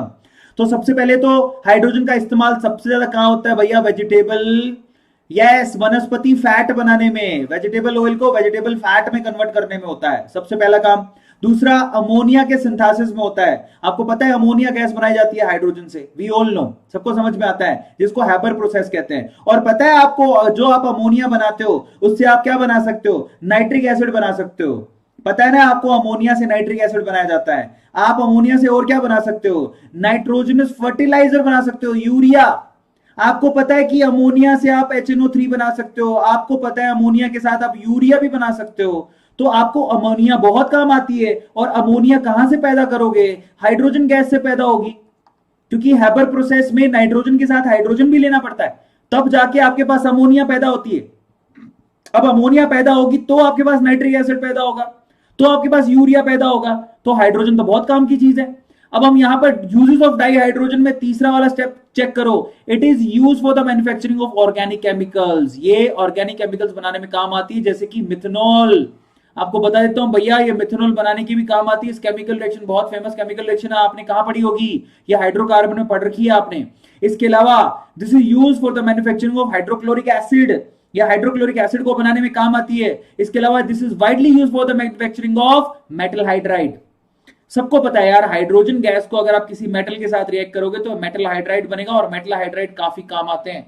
तो यहां पर मेटल हाइड्राइड को बनाने में भी काम में लिया जाता है. तो यहां पर हाइड्रोजन हमारा खत्म हो गया, पानी बाकी है. सो अब हम लोग अगले पड़ाव की तरफ चल रहे हैं. Now we have to go yes to the next topic and that is water, पानी. आने वाले समय में आप लोग देख लो, आपकी हालत ऐसी होगी, मतलब मजा आएगा आप लोगों को. काश हम लोग ऐसे ऐसे एकदम उड़ते रहते हैं ना, बारिश आती है और हम लोग ऐसे ऐसे उड़ रहे होते हैं. बटे भाई साहब बारिश में नहीं उड़ रहे, ये अंतरिक्ष में बह गए हैं. तो अब हम लोग पानी पढ़ेंगे और साथ में H2O2 पढ़ेंगे. हमारे अगले आर्टिकल्स ये दो हैं. टिल देन मैं, आप लोग पानी पी लो, मैं भी पानी पी लेता हूं, चॉकलेट का टुकड़ा खा लेता हूं. अभी आपका 60% चैप्टर हो गया है, 40% बाकी है. ठीक है. अब हम चलते हैं और आगे. चलिए मेरे प्यारे बच्चों, अब हम चलते हैं आगे. नेक्स्ट है यस गाइस, आपको पता होना चाहिए कि हम लोग हाइड्रोजन गैस को एज अ फ्यूल भी काम लेंगे. आपको पता होना चाहिए कि जो लिक्विड हाइड्रोजन होती है बेसिकली काम लेंगे क्या, हम तो लेते भी हैं. जो लिक्विड हाइड्रोजन होती है और लिक्विड ऑक्सीजन होती है उनको हम लोग रॉकेट में एज अ फ्यूल काम लेते हैं, क्योंकि जब ये हाइड्रोजन जो है ऑक्सीजन के साथ बर्न की जाती है तो एक्सेस अमाउंट में एनर्जी बाहर निकलती है, जिसकी वजह से रॉकेट ऊपर जाता है. तो एज अ फ्यूल भी काम लेते हैं. सबको समझ में आया? ये एज अ फ्यूल काम ली जाती है. सबको समझ में आया? और बेसिकली फ्यूल सेल से आप इलेक्ट्रिसिटी को पैदा भी करते हो. ये फ्यूल सेल आपने कहां पे पढ़ा था? इलेक्ट्रोकेमिस्ट्री में, याद है? इलेक्ट्रोकेमिस्ट्री में आप लोगों को पढ़ाया गया था फ्यूल सेल, जिसमें आप लोगों को इनडायरेक्ट कांटेक्ट कराना होता है. किस किस का? हाइड्रोजन का और ऑक्सीजन का. इनडायरेक्ट मतलब बीच में आपके पास ये सेमी परमिएबल मेम्ब्रेन्स, जालीनुमा दो यहां पर जालियां लगी होती हैं, जिससे आप धीरे धीरे ऑक्सीजन और हाइड्रोजन को आपस में कांटेक्ट कराते हो, और जिससे एनर्जी पैदा होती है और फाइनली इलेक्ट्रिसिटी पैदा होती है, जिसको हम लोग क्या बोलते हैं? फ्यूल सेल कहा जाता है, जिससे आप बिजली भी पैदा कर सकते हो. ठीक है. उसके अलावा मेटलर्जी में भी यूज किया जाता है, ताकि आप मेटल ऑक्साइड से मेटल बना सको. थोड़ी देर पहले पढ़े हो आप. अगर आपको मेटल ऑक्साइड से मेटल बनानी है तो hydrogen as a reducing agent भी यूज होता है. यस और नो? अब हम चलते हैं हमारे सबसे इंपॉर्टेंट आर्टिकल पर जिसका नाम है पानी। भैया पानी बिना जिंदगी ना है, पानी बिना जिंदगी पॉसिबल नहीं है, सबको पता है। तो अब हम लोग पढ़ेंगे हाइड्रोजन से, क्योंकि हाइड्रोजन का मतलब ही होता है हाइड्रोजन, पानी को पैदा करने वाला। तो क्योंकि हाइड्रोजन से पानी पैदा होता है तो हमको पानी पढ़ना पड़ेगा। पानी का फॉर्मूला क्या होता है? मेरे को बड़ा अफसोस होता है, मैंने एक दिन में पानी का फॉर्मूला पूछा तो बच्चा बोलता है H2O2, that is the water, formula of water. ये हालत है बच्चों की, पानी की फॉर्मूला नहीं आता लोगों को। कोई बात नहीं, सबसे पहले तो जो पानी होता है बेसिकली वो 60% होता है हमारी बॉडी में, ऑलमोस्ट 60%। इसके अलावा हमारे सर्वाइवल के लिए भैया, हमारी लाइफ की सर्वाइवल के लिए आपको बता देता हूं, ये साइंस का फैक्ट है। आप लोग बिना खाना खाए आप 20 से 25 दिन जिंदा रह सकते हो, लेकिन बिना पानी पिए आप 5 से 6 दिन से ज्यादा जिंदा नहीं रह सकते, मर जाओगे। ठीक है, तो पानी हमारे लिए बहुत इंपॉर्टेंट है, लेकिन समंदर का पानी हमारे लिए किसी काम का नहीं है। तो चलो अब हम पानी को पढ़ेंगे। बेसिकली पानी की खास बात यह होती है कि पानी में ऑक्सीजन होता है, ठीक है, उसमें हाइड्रोजन, आप लोगों को हाइड्रोजन और ऑक्सीजन का जो रेशो होता है वो 2:1 होता है, तो सबको पता है। अब मजे की बात ये होती है कि पानी जो क्या करता है, बेसिकली पानी के मॉलिक्यूल आपस में हाइड्रोजन बॉन्ड से जुड़े रहते हैं। तो यहां पर ये हाइड्रोजन बॉन्डिंग करते हैं क्योंकि यहां पर ऑक्सीजन प्रेजेंट होता है, और ये हाइड्रोजन बॉन्डिंग करने की वजह से, यहां पर हाइड्रोजन बॉन्डिंग करने की वजह से इसकी बहुत सारी फिजिकल प्रॉपर्टीज समझ में आती है पानी की। कौन कौन सी जरा आप चेक करो भाई साहब। हाइड्रोजन बॉन्डिंग करने की वजह से इसका फ्रीजिंग पॉइंट ज्यादा होता है, बॉइलिंग पॉइंट ज्यादा होता है। इसके अलावा इसकी हीट ऑफ फ्यूजन भी ज्यादा होती है, हीट ऑफ वेपराइजेशन भी ज्यादा होती है, यहां पर हाई स्पेसिफिक हीट होती है। इसके अलावा थर्मल कंडक्टिविटी भी ज्यादा होती है, सरफेस टेंशन भी ज्यादा होती है। तो आप देख लो सारी की सारी हाई है, लो तो कोई है ही नहीं। इससे मुझे गाना याद आ गया, हाई हील ते नच्चे तातू बड़ी जच्चे, टा टा टा टा टा। कौन सा गाना याद आया? हाई है कि सारा तो हाई ही लिखा, high high high high high high high. ये वो वाला नहीं है हाई हाई, वो वाला हाई नहीं है, हाई वाला हाई है। समझ में आ गया? इसका फ्रीजिंग हाई होता है, बॉइलिंग हाई होता है, हीट ऑफ फ्यूजन हाई होता है, वेपराइजेशन हाई होता है, सब हाई होता है। अब और क्या खास बात है, यहां पर इसका जो डाइपोल मूवमेंट होता है वो भी ज्यादा होता है, डाइलेक्ट्रिकल स्ट्रेंथ भी बहुत ज्यादा होती है, सब हाई होता है। Dipole movement high, dielectrical strength high, भाई साहब सभी हाई। अब सबसे बढ़िया बात यह है कि पानी को हम लोग यूनिवर्सल सॉल्वेंट कहते हैं। ये अपने अंदर ऑलमोस्ट सभी चीजों को घोल लेता है, एक्सीलेंट सॉल्वेंट है ये तो सबको पता है। आपने घर पे खूब चीजें घोली होंगी, ग्लूकोन डी घोल घोल के पियो, और अपने एनिमल मेटाबॉलिज्म या प्लांट के मेटाबॉलिज्म को, यानी उसके अंदर भी रिक्वायर्ड होता है, एक्सीलेंट सॉल्वेंट होता है, सबको पता है। अब हम वाटर की स्ट्रक्चर को जरा चेक करते हैं। गैसियस फॉर्म में अगर वाटर की स्ट्रक्चर को चेक किया जाए तो इसकी स्ट्रक्चर होती है बेंट, यस, और इसमें जो एंगल होता है वो 104 डिग्री 5 मिनट का होता है। मैं आपसे रिक्वेस्ट करूंगा कि इस एंगल को याद कर लो भैया, 104 डिग्री 5 मिनट का यहां पर आप लोगों को ये एंगल देखने को मिलेगा। और मेरी रिक्वेस्ट है आपसे कि 104.5 को याद कर लो, कोई सवाल पूछा जाता है। समझ में आया? इसके अलावा ऑक्सीजन टू हाइड्रोजन की जो बॉन्ड लेंथ होती है वो 95.7 पिकोमीटर होती है। तो ये स्पेसिफिकली H2O के लिए डेटा काफी बार पूछा जाता है, ठीक है। इसके अलावा अगर हम लोग बात करें लिक्विड स्टेट की, तो water exist as associated molecule. Water के अंदर तो आपको सबको पता है, यहां पर आपको मजे की बात बताता हूं, गैसियस अगर वाटर की बात करोगे तो पानी के जो मॉलिक्यूल्स गैसियस फॉर्म में होते हैं वो सेपरेटेड होते हैं, ये अलग। लेकिन जब ये लिक्विड फॉर्म में आते हैं तो हाइड्रोजन बॉन्ड बना लेते हैं, जिससे वो एसोसिएटेड फॉर्म में आ जाते हैं। बस इतना सा ही फर्क है। अब चलिए और आगे चलते हैं। आइस की स्ट्रक्चर को चेक करो भैया, सबसे मजेदार आइस ही है। आपको मैं आपकी जानकारी के लिए बता देता हूं, ice has the highly ordered 3 dimensional hydrogen bond structure. भाई साहब आइस जो होता है, आइस बर्फ, उसकी हाईली ऑर्डर्ड स्ट्रक्चर होती है 3 डायमेंशन आइस की स्ट्रक्चर। अब each oxygen atom is surrounded by tetrahedrally by 4 oxygen atom. Oh my god, हर एक ऑक्सीजन एटम 4 ऑक्सीजन एटम से घिरा होता है टेट्राहेड्रली, और जिनके बीच में जो बॉन्ड डिस्टेंस होती है वो कितनी होती है? 276 पिकोमीटर। और सबसे बढ़िया चीज जो है ना वो यही है, आप देखो आइस सॉलिड होता है और जो वाटर होता है वो लिक्विड होता है, लेकिन फिर भी आइस की डेंसिटी वाटर से कम होती है। Now this is the point you have to focus on कि आइस की डेंसिटी वाटर से कम होती है।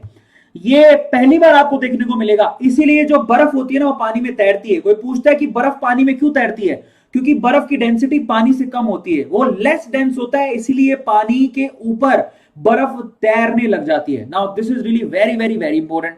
अब मैं अगर स्ट्रक्चर की बात करूं तो स्ट्रक्चर कुछ ऐसी होती है। टेट्राहेड्रली आप जरा चेक करो, हर एक ऑक्सीजन आप लोगों को टेट्राहेड्रली 4 हाइड्रोजन से घिरी हुई दिख रही है, दिख रही है। Now this is the structure of yes ice. और बीच में वेकेंट आप लोगों को ये स्पेस दिखेगा, इसी वजह से उनकी डेंसिटी कम होती है। वेकेंट स्पेस देखने को मिलता है, इसीलिए डेंसिटी कम होती है। सबको समझ में आया? अब हम चलेंगे भैया, हमारे बिल्कुल ज्यादा दूर नहीं है, अगले 15 से 20 मिनट में हमारा चैप्टर खत्म हो जाएगा। इससे पहले थोड़े अंतरिक्ष के दर्शन कर लो। मैं भी एक चॉकलेट का टुकड़ा और थोड़ा पानी की सिप ले लेता हूं, और आप लोग मम्मी को बोल दो भैया आप ज्यादा दूर नहीं है, 20 मिनट में चैप्टर खत्म है। हम सर के साथ 20 मिनट बैठेंगे, हमें थोड़ी आज्ञा दीजिए। चलो पानी पी लेता हूं मैं। चलिए, तो अंतरिक्ष की सैर कराता हूं मैं। आप मुझे एक बात बताओ, मैं ना यहाँ पे बैठा हुआ कैसे लग रहा हूं? और जब भी आपका ब्रेक आए ना मेरे प्यारे बच्चों, लाइक जरूर किया करो। जिस जिसका दिल बहुत बड़ा है वो प्लीज आप लाइक जरूर करो। मैं पूछना चाहता हूं किस किस बच्चे का दिल बड़ा है, किस किस बच्चे ने लाइक कर दिया? इतने अच्छे अच्छे नजारे आप लोगों को कहीं किसी चैनल पे देखने को मिलते हैं? बिल्कुल नहीं। तो क्या आप लाइक नहीं कर सकते हो? कौन कौन सा बच्चा है जिसने लाइक कर दिया? अभी अभी देखो, डॉक्टर प्रियंका ने दिया है, लाइक दे दिया ना। इसके अलावा और किसने दिया? निशा शर्मा ने लाइक दे दिया। तो मेरी रिक्वेस्ट है आपसे यार, आप हमेशा लाइक जरूर किया करो, क्योंकि आपका एक लाइक हमारे सीधे दिल को छू जाता है।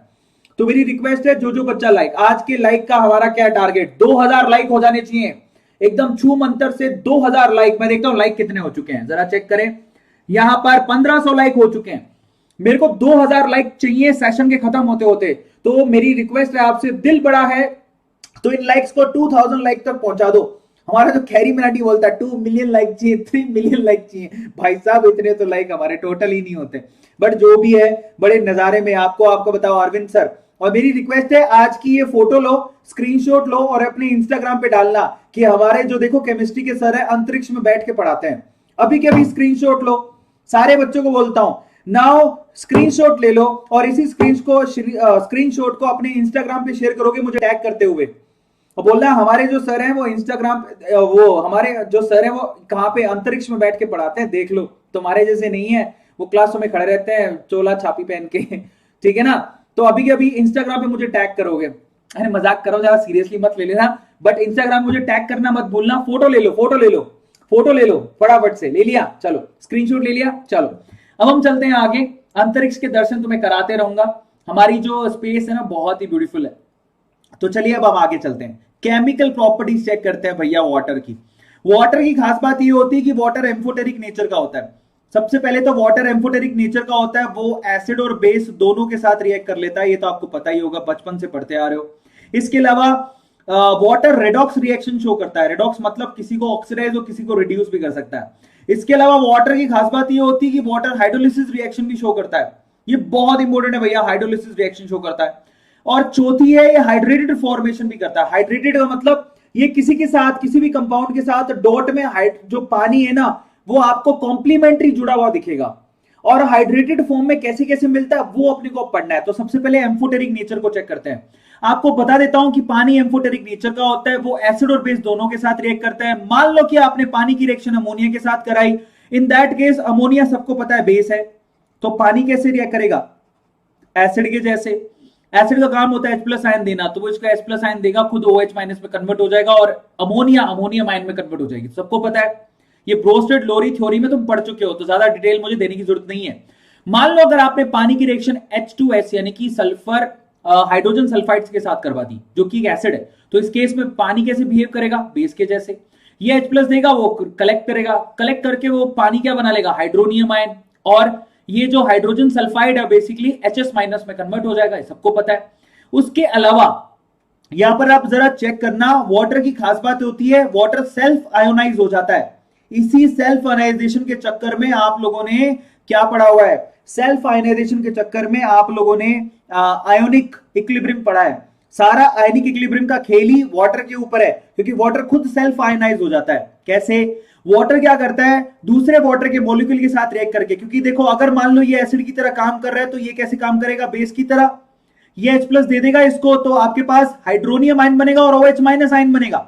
जरा आप चेक करो, तो यहां पर देखो ये क्या कर रहा है, ये सेल्फ आयनाइजेशन करके H प्लस आयन या फिर H3O प्लस आयन बनाता है और साथ में OH माइनस आयन बनाता है। इसी के लिए तो आप KW लिखते थे, आपने 11th क्लास में पढ़ा होगा KW, ionic equilibrium in the case of water, याद है KW, वो इसी से लिखा जाता था।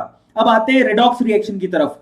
पानी रेडॉक्स रिएक्शन भी दिखाता है, मतलब वो as a reducing agent, as an oxidizing agent काम करता है। जरा आप चेक करो, मजे की बात जरा आप चेक करना, in this reaction of water is easily reduce to और डाइहाइड्रोजन। आपको पता होना चाहिए कि जब भी वो रेडॉक्स रिएक्शन दिखाएगा, मान लो कि आपने वाटर का रिएक्शन सोडियम के साथ करवा दिया, तो आपको सबको पता है सोडियम एक मेटल है, सोडियम पानी में जाती है, किसमें कन्वर्ट हो जाएगी, सोडियम हाइड्रोक्साइड में, और एक हाइड्रोजन गैस को लिबरेट करेगी, यस और नो। सोडियम हाइड्रोक्साइड में जाने के बाद हाइड्रोजन गैस को लिबरेट करेगी, तो आपको पता है, यस। इसके अलावा दूसरी रिएक्शन जो कि रेडॉक्स की है, फोटोसिंथेसिस।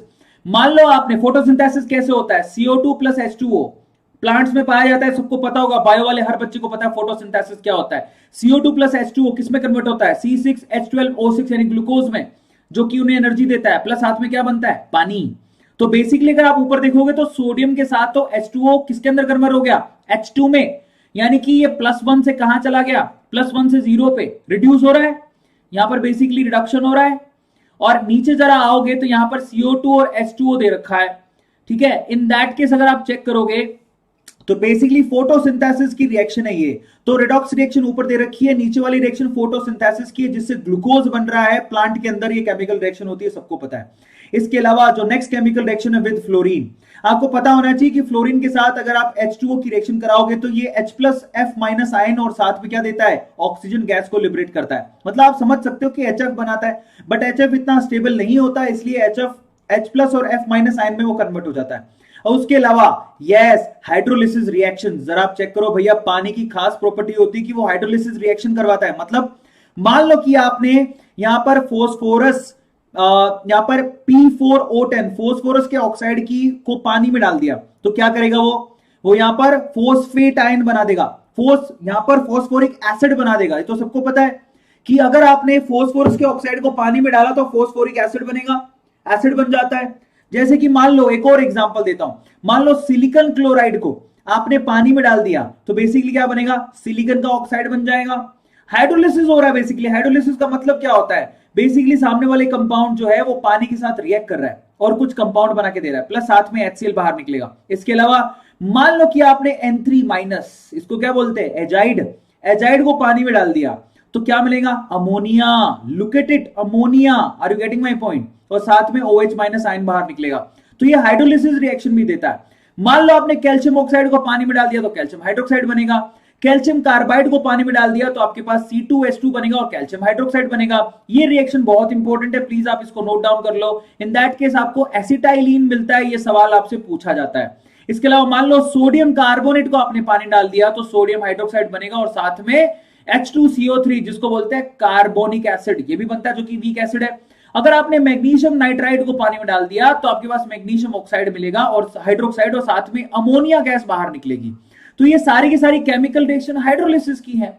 बेसिकली हाइड्रोलिसिस जिससे क्या होता है, सामने वाला कंपाउंड जो है पानी के साथ रिएक्ट करके कुछ कंपाउंड दे रहा होता है, इसको हाइड्रोलिसिस कहते हैं। अब आते हैं हम लोग हाइड्रेट फॉर्मेशन की तरफ, किस तरह से पानी हाइड्रेटेड फॉर्म में रहता है, कॉम्प्लीमेंट्री फॉर्म में पाया जाता है। तो उसका क्या मतलब है, जरा आप चेक करो। क्रिस्टलाइन फॉर्म में आपको पानी मिलेगा, तो वो होते हैं 3 तरह के क्रिस्टलाइन फॉर्म। एक होता है कोऑर्डिनेटेड फॉर्म, जो कोऑर्डिनेशन कंपाउंड में पढ़ा आपने, एक्वा, याद है, मेटल के साथ जो आपका पानी है वो क्या करता है, कोऑर्डिनेशन बॉन्ड बना के रहता है।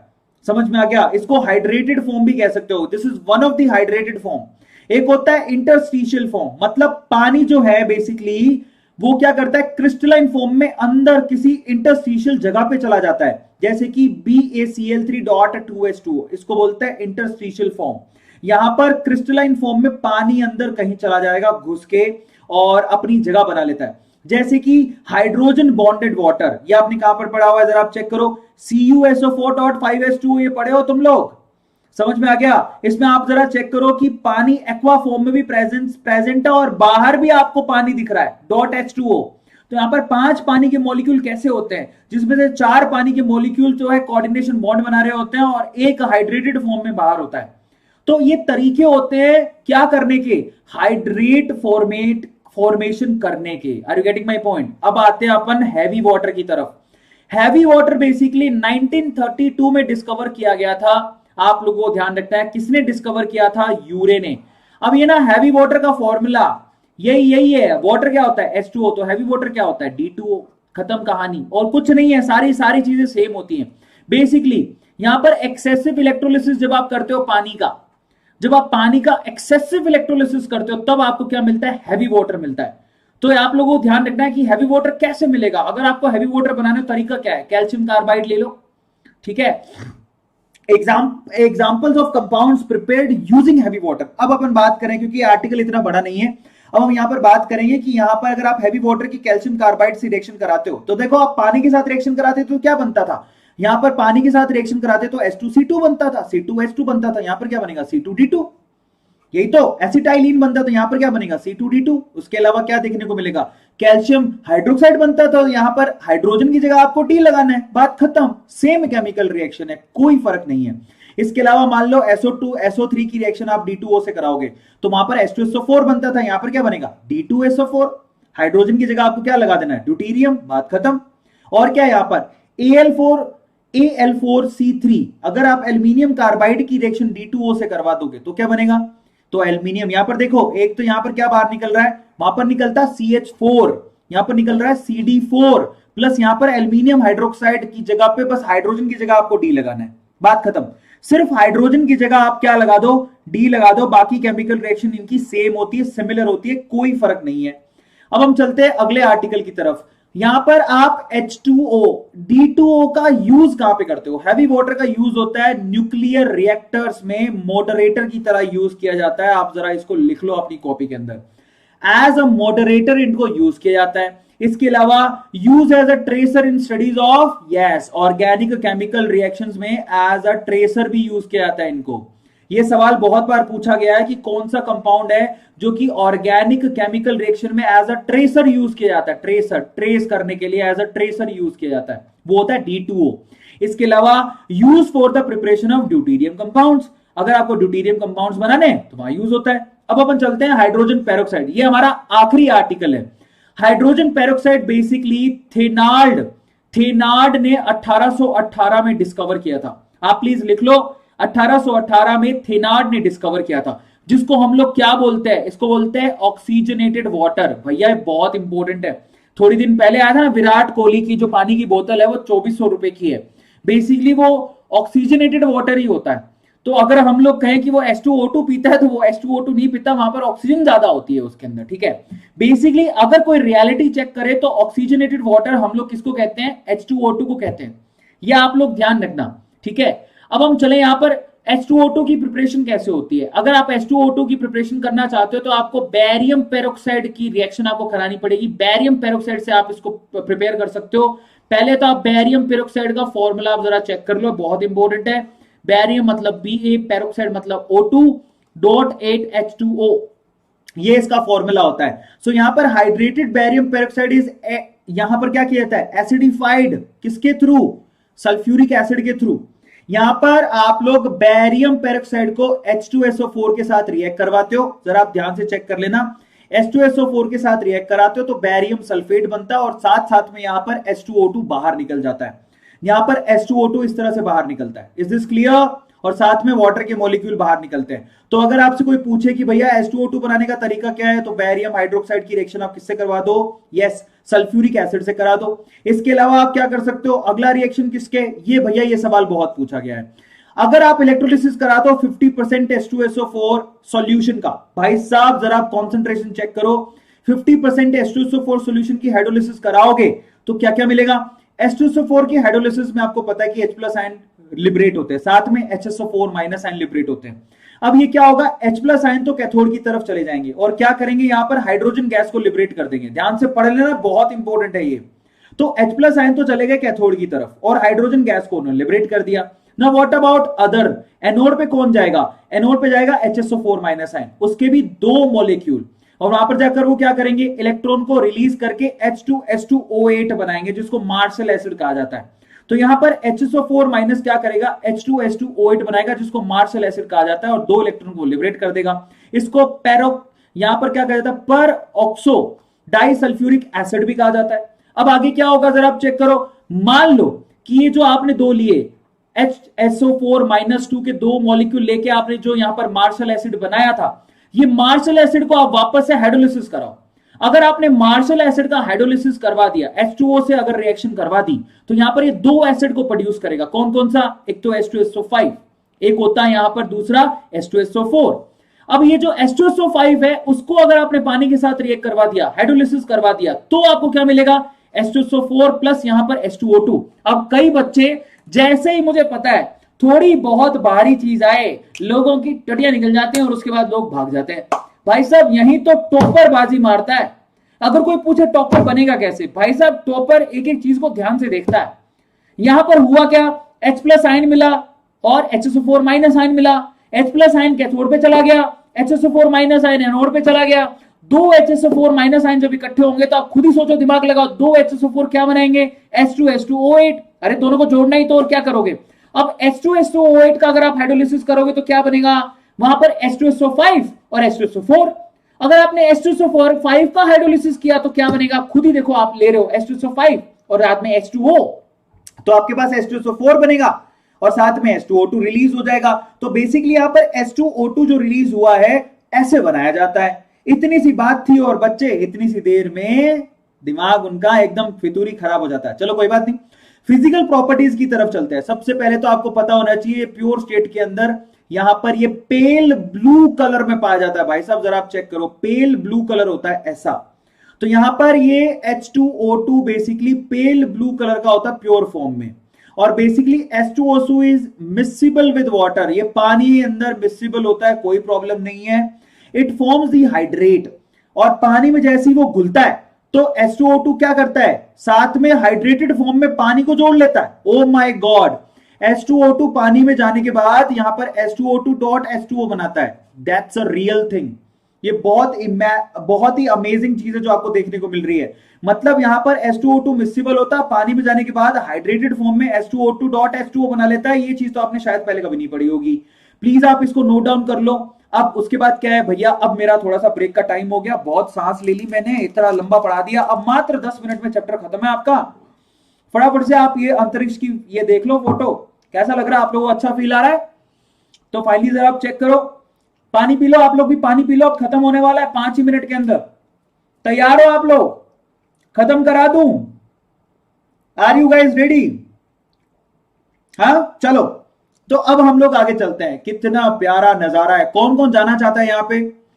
जिसको जाना है वो अभी बड़ा सा हार्ट देके लाइक जरूर कर दो। अभी सेशन खत्म नहीं हुआ है, आप लोग याद रखना, अभी सेशन 5 से 10 मिनट का बाकी है। 10 मिनट्स के अंदर मैं खत्म कर दूंगा। अब आई हैव रिक्वायर्ड 10 मिनट्स। बहुत बढ़िया, बहुत बढ़िया। तो मेरी रिक्वेस्ट है आपसे, जिसको ये तस्वीर पसंद आई, जो जाना चाहता है, आंख बंद करके लाइक करो, क्योंकि आप अगर लाइक करोगे तो अपने सपने भी पूरे होंगे, क्योंकि मैं आप लोगों को यहाँ पे अपने दिल से दुआ दूंगा। तो लाइक जरूर करना। और 2000 लाइक हो गए क्या? हमारे बच्चों ने 2000 लाइक करवा दिए। अरे 1600 लाइक क्यों है बेटा? 2000 लाइक हो जाने चाहिए। Do like the session right now मेरे प्यारे बच्चों। दिल बड़ा है तो लाइक जरूर करना। चलिए अब आगे चलते हैं। अब हम बात करेंगे यहां पर स्ट्रेंथ ऑफ हाइड्रोजन पेरोक्साइड की। भाई साहब ये बहुत इंपॉर्टेंट है। सबसे पहले तो डेफिनेशन को चेक कर लो। यहां पर स्ट्रेंथ, परसेंटेज स्ट्रेंथ का मतलब क्या होता है? The amount of hydrogen peroxide by weight in 100 ml solution, इसी को परसेंटेज स्ट्रेंथ कहा जाता है। भाई साहब इसमें सवाल बहुत आते हैं, मैं आपको शॉर्टकटली बात बताऊं। यहां पर वॉल्यूम स्ट्रेंथ को अगर आप कैलकुलेट करना चाहो, वैसे तो वॉल्यूम स्ट्रेंथ का ये फॉर्मूला होता है। अगर आप स्ट्रेंथ कैलकुलेट करना चाहो किसकी, H2O2 की, तो कैसे करते हो? 11.2 इंटू मोलैरिटी, ये सिंपल सा फॉर्मूला होता है, या फिर 5.6 इंटू नॉर्मेलिटी, ये सिंपल सा फॉर्मूला होता है वॉल्यूम स्ट्रेंथ कैलकुलेट करने की। और इस पे से सवाल बहुत आते हैं, प्लीज आप इसको लिख लो, काम आएगा। अपनी अपनी कॉपी के अंदर नोट डाउन करो। Volume strength of H2O2 11.2 into molarity, या फिर ये होता है 5.6 इंटू नॉर्मेलिटी। तो ये दो फॉर्मूले होते हैं और आपको पता होना चाहिए मोलैरिटी और नॉर्मेलिटी में क्या रिलेशनशिप होता है। That normality is equal to molarity into n factor. ये मैं बहुत पहले करवा चुका हूं। तो ये वॉल्यूम स्ट्रेंथ के फॉर्मूले जो आप नोट डाउन कर लो, आपको काम आएगा। ठीक है, अब आते हैं भैया इसकी मोस्ट इंपोर्टेंट पार्ट पर। H2O2 का स्ट्रक्चर कैसा होता है? तो H2O2 का जो स्ट्रक्चर होता है वो नॉन प्लेनर होता है। जरा आप चेक करो, यहां पर होगा कुछ यूं कि ऑक्सीजन टू ऑक्सीजन ये पेरोक्साइड बॉन्ड है, एक हाइड्रोजन ऊपर होगा, एक हाइड्रोजन नीचे, और बेसिकली ये नॉन प्लेनर है। जरा आप चेक करोगे तो ये आपको कुछ चेयर नुमा स्ट्रक्चर यूं बनाते दिखेंगे। कॉपी खोल लेना है, कॉपी खुलेगा ऐसे करके, अपने ऐसे करके हाथ खोल लो। तो बेसिकली ये नॉन प्लेनर होता है, एक इस प्लेन में तो एक दूसरे प्लेन में, नॉन प्लेनर स्ट्रक्चर होती है H2O2 की। ठीक है, ये आपको ध्यान रखना है। और बाकी जो एंगल वेंगल है ना वो ना याद करो तो ही ठीक है। वैसे आपको बता देता हूं कि इसकी गैस फेज और इसके सॉलिड फेज में एंगल चेंज हो जाते हैं, तो ये आप लोगों को ध्यान रखना है।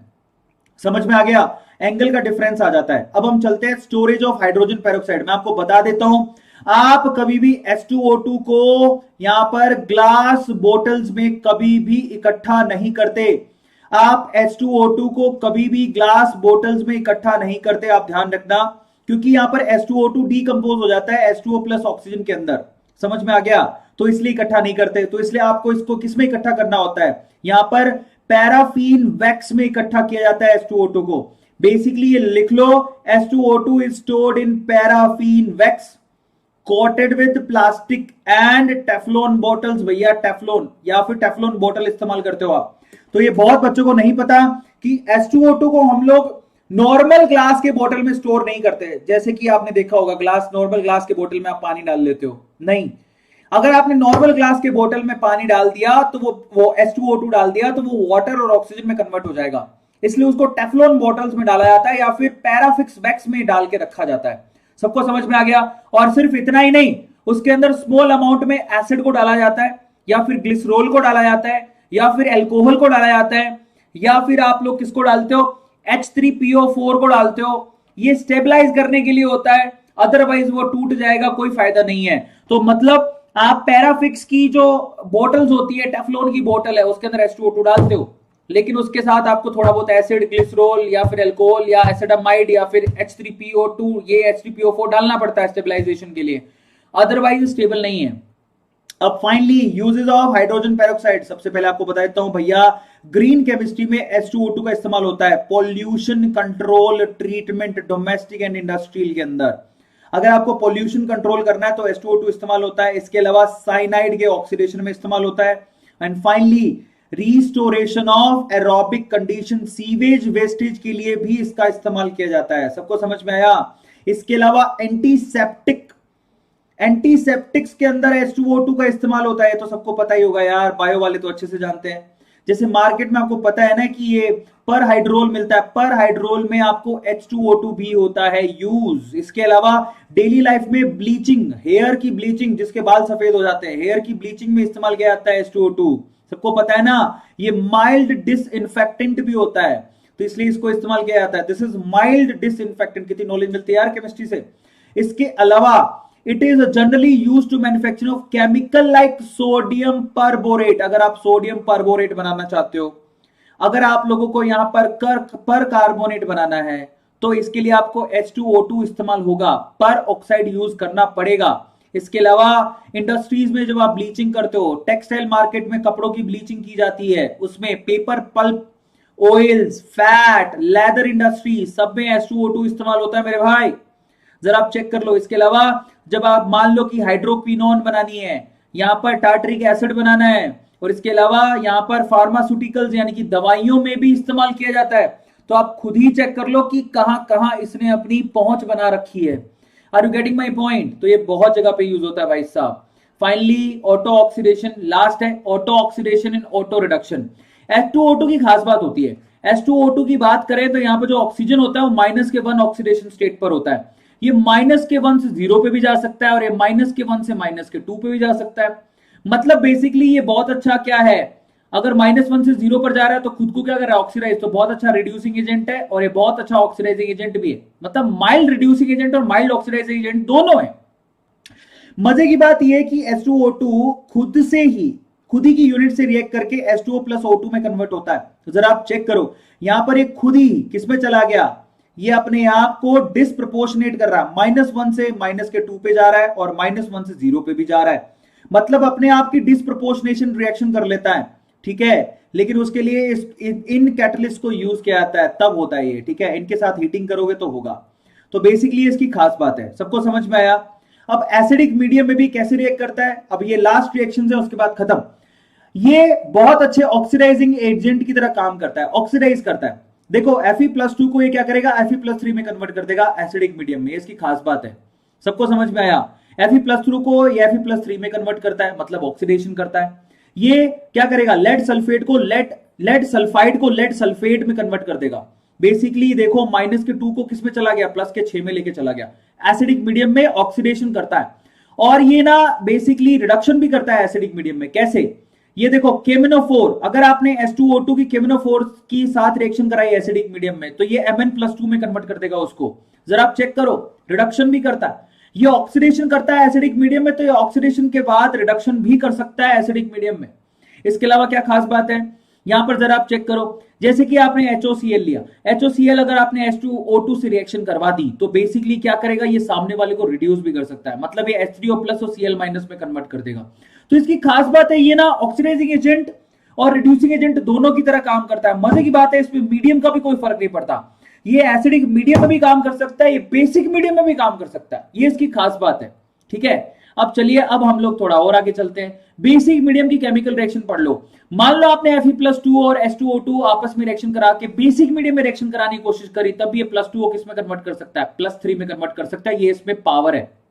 इसके अलावा Mn+2 की रिएक्शन कराई H2O2 से, तो तब भी Mn+4 में उसको कन्वर्ट कर सकता है, ऑक्सीडेशन कर सकता है। भाई साहब जरा आप चेक करो, ये इसकी स्ट्रेंथ है। इसके अलावा ये इसका रिड्यूसिंग कैरेक्टर भी शो करता है बेसिक मीडियम में। भाई साहब क्या करेगा, ये आयोडीन को आयोडाइड में कन्वर्ट कर सकता है। ये देखो, ये इसकी पावर है, बेसिक मीडियम में आयोडीन को आयोडाइड मतलब रिड्यूस कर रहा है। तो ये ऑक्सीडाइजिंग भी कर सकता है, रिडक्शन भी कर सकता है, जैसे कि KMnO4 अगर आपने उसकी H2O2 के साथ रिएक्शन कराई है, MnO2 में कन्वर्ट कर देगा उसको बेसिक मीडियम में। तो MnO4 की तो आपको पता होना चाहिए, KMnO4 यानी कि MnO4- एसिडिक मीडियम में तो ये किसमें कन्वर्ट हो जाता है, Mn+2 में, और बेसिक मीडियम में किसमें कन्वर्ट होता है, MnO2 में। ये आप लोगों को पता होना चाहिए। सबको समझ में आया। चलिए, तो फाइनली ये इनकी केमिकल रिएक्शंस है। फाइनली H2O2 क्लोरीन को, यस, क्लोरीन टू HCl, और इसको क्या बोलते हैं, एंटी क्लोर कहते हैं। जब आपका H2O2 क्लोरीन को HCl में कन्वर्ट करता है, तो उसको हम लोग एंटी क्लोर कहते हैं। इस रिएक्शन को एंटी क्लोर कहा जाता है। सबको समझ में आ गया। तो ये आप लोग ध्यान रखना है, what do you mean by antichlor. Antichlor क्या होता है, एंटी क्लोर का मतलब होता है बेसिकली, यहां पर जब आप H2O2 की क्लोरीन से रिएक्शन करवाते हो, तो यहां पर HCl फॉर्म होता है, इसी को एंटी क्लोर कहा जाता है। मतलब यहां पर क्लोरीन हटती है और HCl का प्रोडक्ट बनता है, और साथ में ऑक्सीजन गैस बाहर निकलती है। और बेसिकली ये एंटी क्लोर ही आप किस काम में लेते हो, ब्लीचिंग एजेंट की तरह काम लेते हो। ये आप लोग ध्यान रखना है, ब्लीचिंग जो रिएक्शन होती है वो इसी की वजह से होती है। सबको समझ में आया। और बेसिकली H2O2 अपना क्या करवा सकता है, यस, यहां पर नेसेंट ऑक्सीजन को प्रोवाइड करता है। ठीक है, ये नेसेंट ऑक्सीजन बहुत काम आती है, ऑक्सीडेशन के फुल काम आती है। अगर आपको किसी मटेरियल को कलर करना है तो भी काम आती है, कोई भी मेटल ले लो, सॉरी, कलर गायब करना है तो भी काम आती है। ये नेसेंट ऑक्सीजन कलर को गायब करने की काम आती है। आपको ये बता देता हूं, अगर आपको मान लो किसी भी चीज का कलर गायब करना है, तो आपको नेसेंट ऑक्सीजन इस्तेमाल होगी, जो उसको कलरलेस बना देगी। सबको समझ में आया। लास्ट, बस उसके बाद चैप्टर खत्म। It forms, yes, glycols with alkene. अगर आपने एल्कीन की रिएक्शन H2O2 से करवा दी, तो ये आपको क्या बना के दे देगा, इथाइलिन ग्लाइकोल बना के दे देगा। ये केमिकल रिएक्शन बहुत इंपॉर्टेंट है, मैं आपको यहां पे स्टार लगा के दे देता हूं, अगर मान लो किसी को याद नहीं हुई तो। CH2 डबल बॉन्ड CH2 की रिएक्शन आप किससे करवा रहे हो, यहां पर OH से करा रहे हो, और ये बहुत आसान है, आपको सिर्फ ये बॉन्ड तोड़ने हैं। अब आप खुद ही देख लो क्या बनेगा। तो यहां से इथाइलिन ग्लाइकोल तैयार हो जाता है। फाइनली गाइस, हमने धमाल कर दिया है, हाइड्रोजन चैप्टर को खत्म कर डाला है। और मेरे प्यारे बच्चों, जो एंड तक बैठा रहा, 2 घंटे में हमने चैप्टर खत्म किया है। मेरी रिक्वेस्ट है, पहले तो आप ये सब बच्चों के साथ शेयर करोगे। हाइड्रोजन चैप्टर अभी खत्म हो गया, ठीक है, सबको समझ में आया।